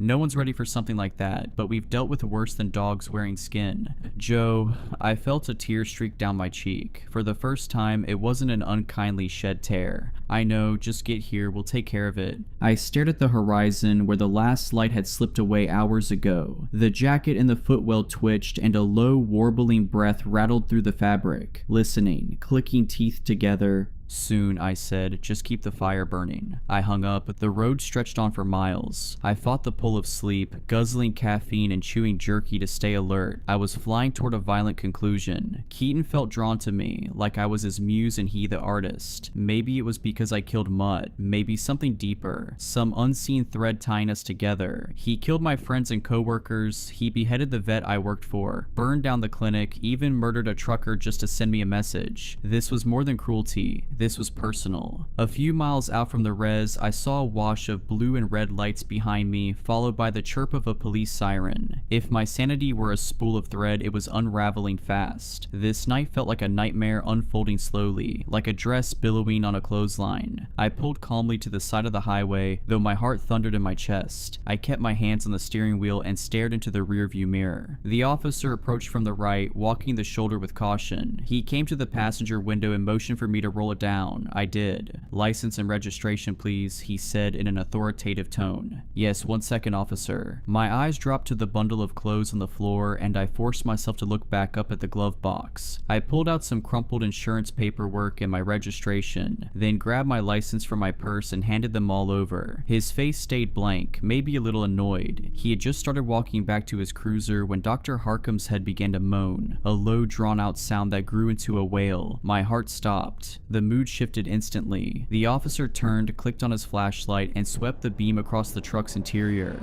"What is that noise?" he asked, flashing the light across the dash, the seats, the floor. The beam settled on the lump in the passenger footwell. He reached down with a gloved hand. "No, don't, please," I said, my voice cracking, panic blooming fast. If he found the head, Keaton would be the least of my problems. "Be quiet, ma'am," he snapped. With 2 fingers he peeled back the jackets, the dirty shirts, and the jeans. He gasped when he saw the head, eyeless, crusted in dried blood, the flesh writhing slightly, twitching on the floorboard. The head wailed louder now, 2 black, empty sockets staring up at him. "Oh Lord have mercy, what the hell is this?" His tone shifted again, this time to fury. "Ma'am, step out of the vehicle now." I reached for my door handle and heard him unholster his sidearm with a sharp pop. His flashlight lit up the cabin like a searchlight, held steady in his left hand. In his right, he raised a sleek black pistol, his gloved fingers wrapped tight around the grip. "Do you have any weapons in the car?" "I have my revolver in the purse, nothing else." "Officer, please listen to me." "Shut it," he snapped, hands laced behind your head, kneeled down in front of the car. No other cars passed by. Besides the wind, it was too quiet. The air shifted, bad air, a bad omen. It smelled like dust, but beneath it was something fouler. The reek of decay swam through the midnight breeze. The scrubland stretched for miles behind barbed wire fences. The officer reached for his radio but paused, listening. A low howl rose from the distance. A coyote drowning in a river, a wolf caught in a trap. It was a sound full of pain, too close, and the air around us vibrated with something uncanny. I had moved in front of the truck, obeying his commands. My feet moved without thought. I had always been pliable under authority, never one to break rules. The bushes rustled behind the officer, off to the right beyond the shoulder. He swung his light over. It landed on a figure, long limbs, a hunched body, a neck twisted like it had broken in multiple places. He looked like a crane fly, all angular joints and stilted motion. His eyes shone like white flares in the dark. The officer's mouth fell open. He stammered, trying to speak, but only half-formed words spilled out. His hand finished drawing the sidearm, and he turned toward Keaton. Keaton remained still beneath the moonlight, crouched in the sagebrush, motionless. My body started to shake. Then he charged. He burst forward on long, pounding limbs, elbows jutting out as they absorbed the weight of his insectile body. His mouth opened wide, stretching into his neck like a twisted ribbon of pale flesh lined with thorns. He didn't run. He skittered on all fours. The officer stood in a trance. He couldn't raise his revolver. His hands trembled, belt rattling with the weight of his fear. His face had gone pale, sickly, like he'd come down with the flu. Sweat beaded on his forehead beneath the brim of his hat. His radio crackled weakly against his chest. Time froze, held in place. I wanted to speak, to move, to do anything, but my words stuck in my throat, choking me. I was frozen too, paralyzed by the sight of something that monstrous. Somewhere behind me, Dr. Harcum's head began laughing. Keaton was a rolling twister of violence. Like staring into an oncoming hurricane, feet glued to the ground. Violence incarnate. He vaulted the railing in a single leap and crashed into the officer with terrifying force. He slammed the man's back against my passenger door so hard the entire truck shifted to the left. That broke my paralysis. I scrambled back into the truck and turned the key. My passenger window was still rolled down, and through it I saw the officer's limp body smashed against the door. His weight bent the metal with a few sharp, hollow pops. Keaton's jaw opened wide, stretching all the way to his throat, a mass of twisting yellow teeth. He was chewing through the officer's skull, tearing flesh, stripping it clean. The flashlight and pistol clattered to the pavement. Then Keaton's eyes came into view, slitted, swollen like two overripe grapes. A predator's eyes, empty, starving. I slammed the gas. The car lurched forward. Something on the officer's duty belt scraped against my paint. I felt a thud as both bodies tumbled off my truck and hit the pavement behind me. In the rear view, I saw Keaton's naked body wrapped around the officer, limbs grasping and tearing. His skin crawled with motion, like the organs inside him were alive and shifting. The flashing lights from the squad car bathed them both in red and blue. One of the cops' boots rolled into the road, its laces dragging behind like it was trying to crawl away without him. Keaton paused, then began pulling the corpse behind him, dragging it like a child pulling along a favorite blanket. When I was a few yards away, Keaton snapped his head sideways at a breakneck speed.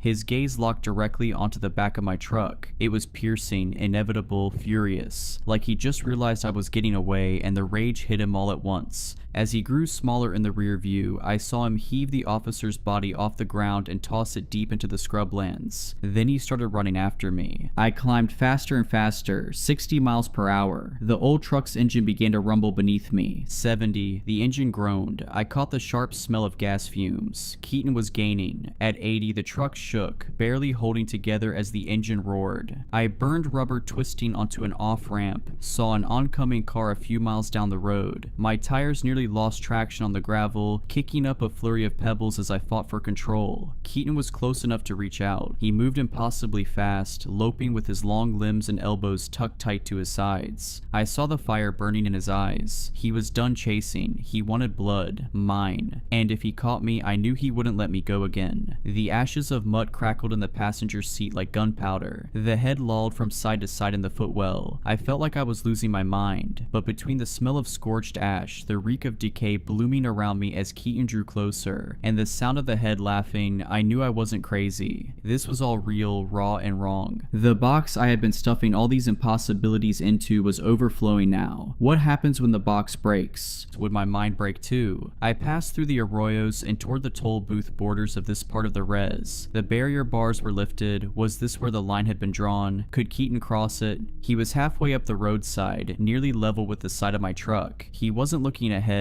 His neck was twisted toward me, his body pounding forward with a mindless kind of purpose. His mouth hung open, eyes wide. Behind me, Dr. Harkham's head shouted with laughter. The engine rattled with speed. Keaton was so close I could smell death. I could see the dried blood of so many victims caked across his twisted, nude body like a suit of crimson armor. Right as I crossed the border barricade, Keaton veered sharply to the left. I watched him clear the fence and crash down in a heap, thrashing on his back like an insect, arms curled toward the sky. The head stopped laughing. The ashes stopped crackling. I slammed the brake pedal to the floor. Keaton writhed. I saw Joe's trailer on the hill, half swallowed in dust, lit by the hard glare of floodlights. I focused the headlights on him. His thrashing slowed, then stilled. My tires thumped over uneven ground as I crept forward, heart burning like a live wire. I stomped the gas, aiming to crush him beneath the weight of the truck, but he leapt at the last second, sprawling across the roof and smashing through the back windshield in a burst of glass. I flung the car into reverse. One tire crunched over his leg. For the first time, I saw pain in Keaton's eyes in the rear view. I clenched my teeth until my jaw ached. Keaton clung to the frame, screeching. He yanked and pulled, his foot pinned like a plank beneath the tire. I slammed into drive. He flew backwards off of the car, his limb bending and snapping like a brittle branch. As I climbed toward the hill, I saw him rise again on all fours. One leg was twisted into broken segments, the foot dragging unnaturally across the dirt. And still he came after me. But now there was a break in his stride. He was slower, he was wounded, and if it bleeds, it can die. At least I hope so. I rounded the rise. The area was desolate, not a soul in sight. I hoped that was part of the plan. I prayed it was. I slid my car into park on the ridge and pulled the parking brake. Behind behind me, I heard the pounding of hands on earth, getting closer with every second. Keaton landed on my roof with a thud, the metal buckling under his weight. Then he threw himself forward, vaulted over the hood, and smeared blood across the windshield as he rolled and hit the ground. He stood facing me with those reptile eyes, blocking the way to the trailer. Its door was wide open. I pulled the gun from my purse and pointed it at him. He tilted his head and I felt my muscles tense. I wasn't pulling the trigger, something inside me was pulling against it. I fired once. The bullet missed him entirely and buried itself into the trailer wall. Keaton charged. I dropped the pistol and ran around the car. He roared as his broken ankle slammed against the dirt. He scrambled onto the roof again and I ducked to avoid a swipe from his hand. The spot where Mutt had bitten my ankle throbbed and the pain lit sparks behind my eyes as I flexed and pushed through. The body will break itself to escape death, and the mind, drowning in adrenaline, becomes a weapon. But he was feeling it too, the adrenaline. His nervous system was short-circuiting, his mouth open like a wilted flower, tongue flicking through the air. He was tasting something. Could he smell Joe? The others, were they near? He leapt and I dove through the trailer doorway. One of his claws raked across my back. I shoved past a floral couch, knocked pans off a shelf in the narrow kitchen, and bolted toward the bathroom. Keaton thundered in behind me, screaming, "I'll rip out your throat." His voice scraped like rusted wire dragged across concrete, echoing down the narrow hallway. "Play with your insides, eat them." The trailer rocked under Keaton's weight, metal hinges groaning. I slammed the bathroom door behind me and scrambled for the open window. My foot knocked over a toothbrush and a tube of paste as I shoved myself through. Pain flared along my back. The wound on my calf throbbed. Keaton was almost on me. I could feel his heat, the hate radiating off him. The door splintered just as I dove. My teeth cracked against desert stone when I hit the ground. A burst of white light exploded behind my eyes, and blood filled my nose, hot and thick. Something moved past me, fast, silent. I heard the window slam shut, arms wrapped around my torso and dragged me away from the trailer, around to the front by my car. Keaton's voice roared from inside, a storm of curses and blasphemy. He screamed like a trapped coyote, cornered and caged. He'd sensed something was off, but he couldn't help himself. His bloodlust had outpaced his instincts. Now he was trapped. I turned my face upward. The sky above the basin cracked with heat lightning. Purple veins crawled across the clouds.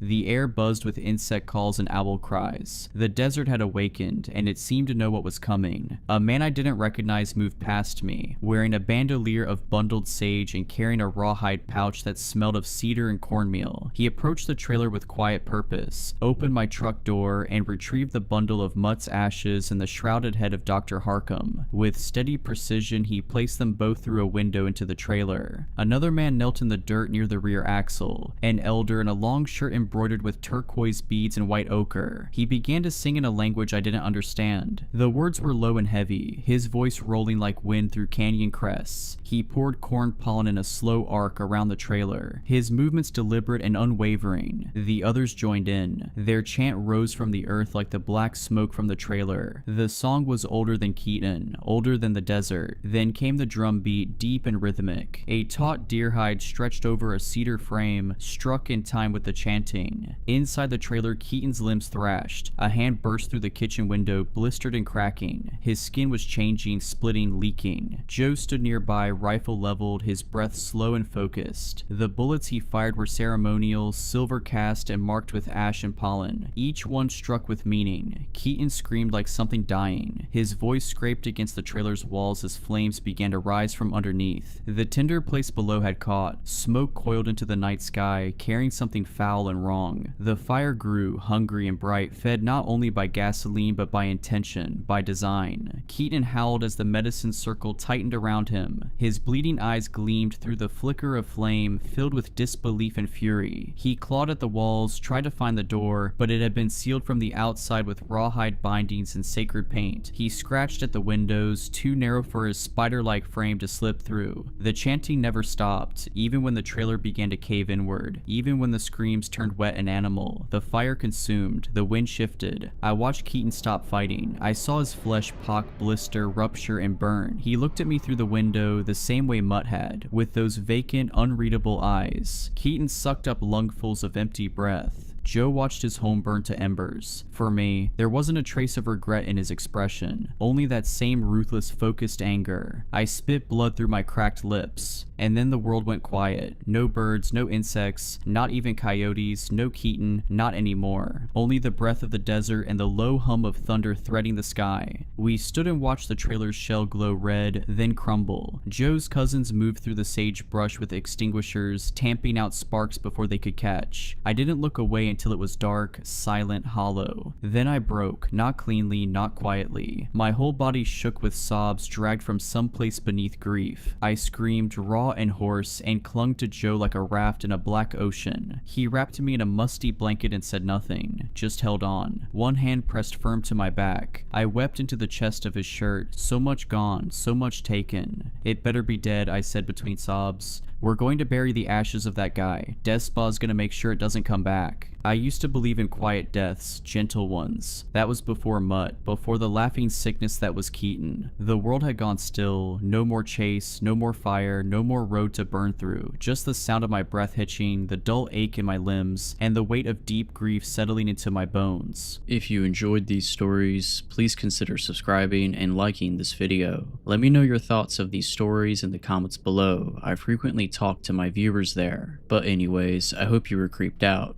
Just kidding. Stay safe.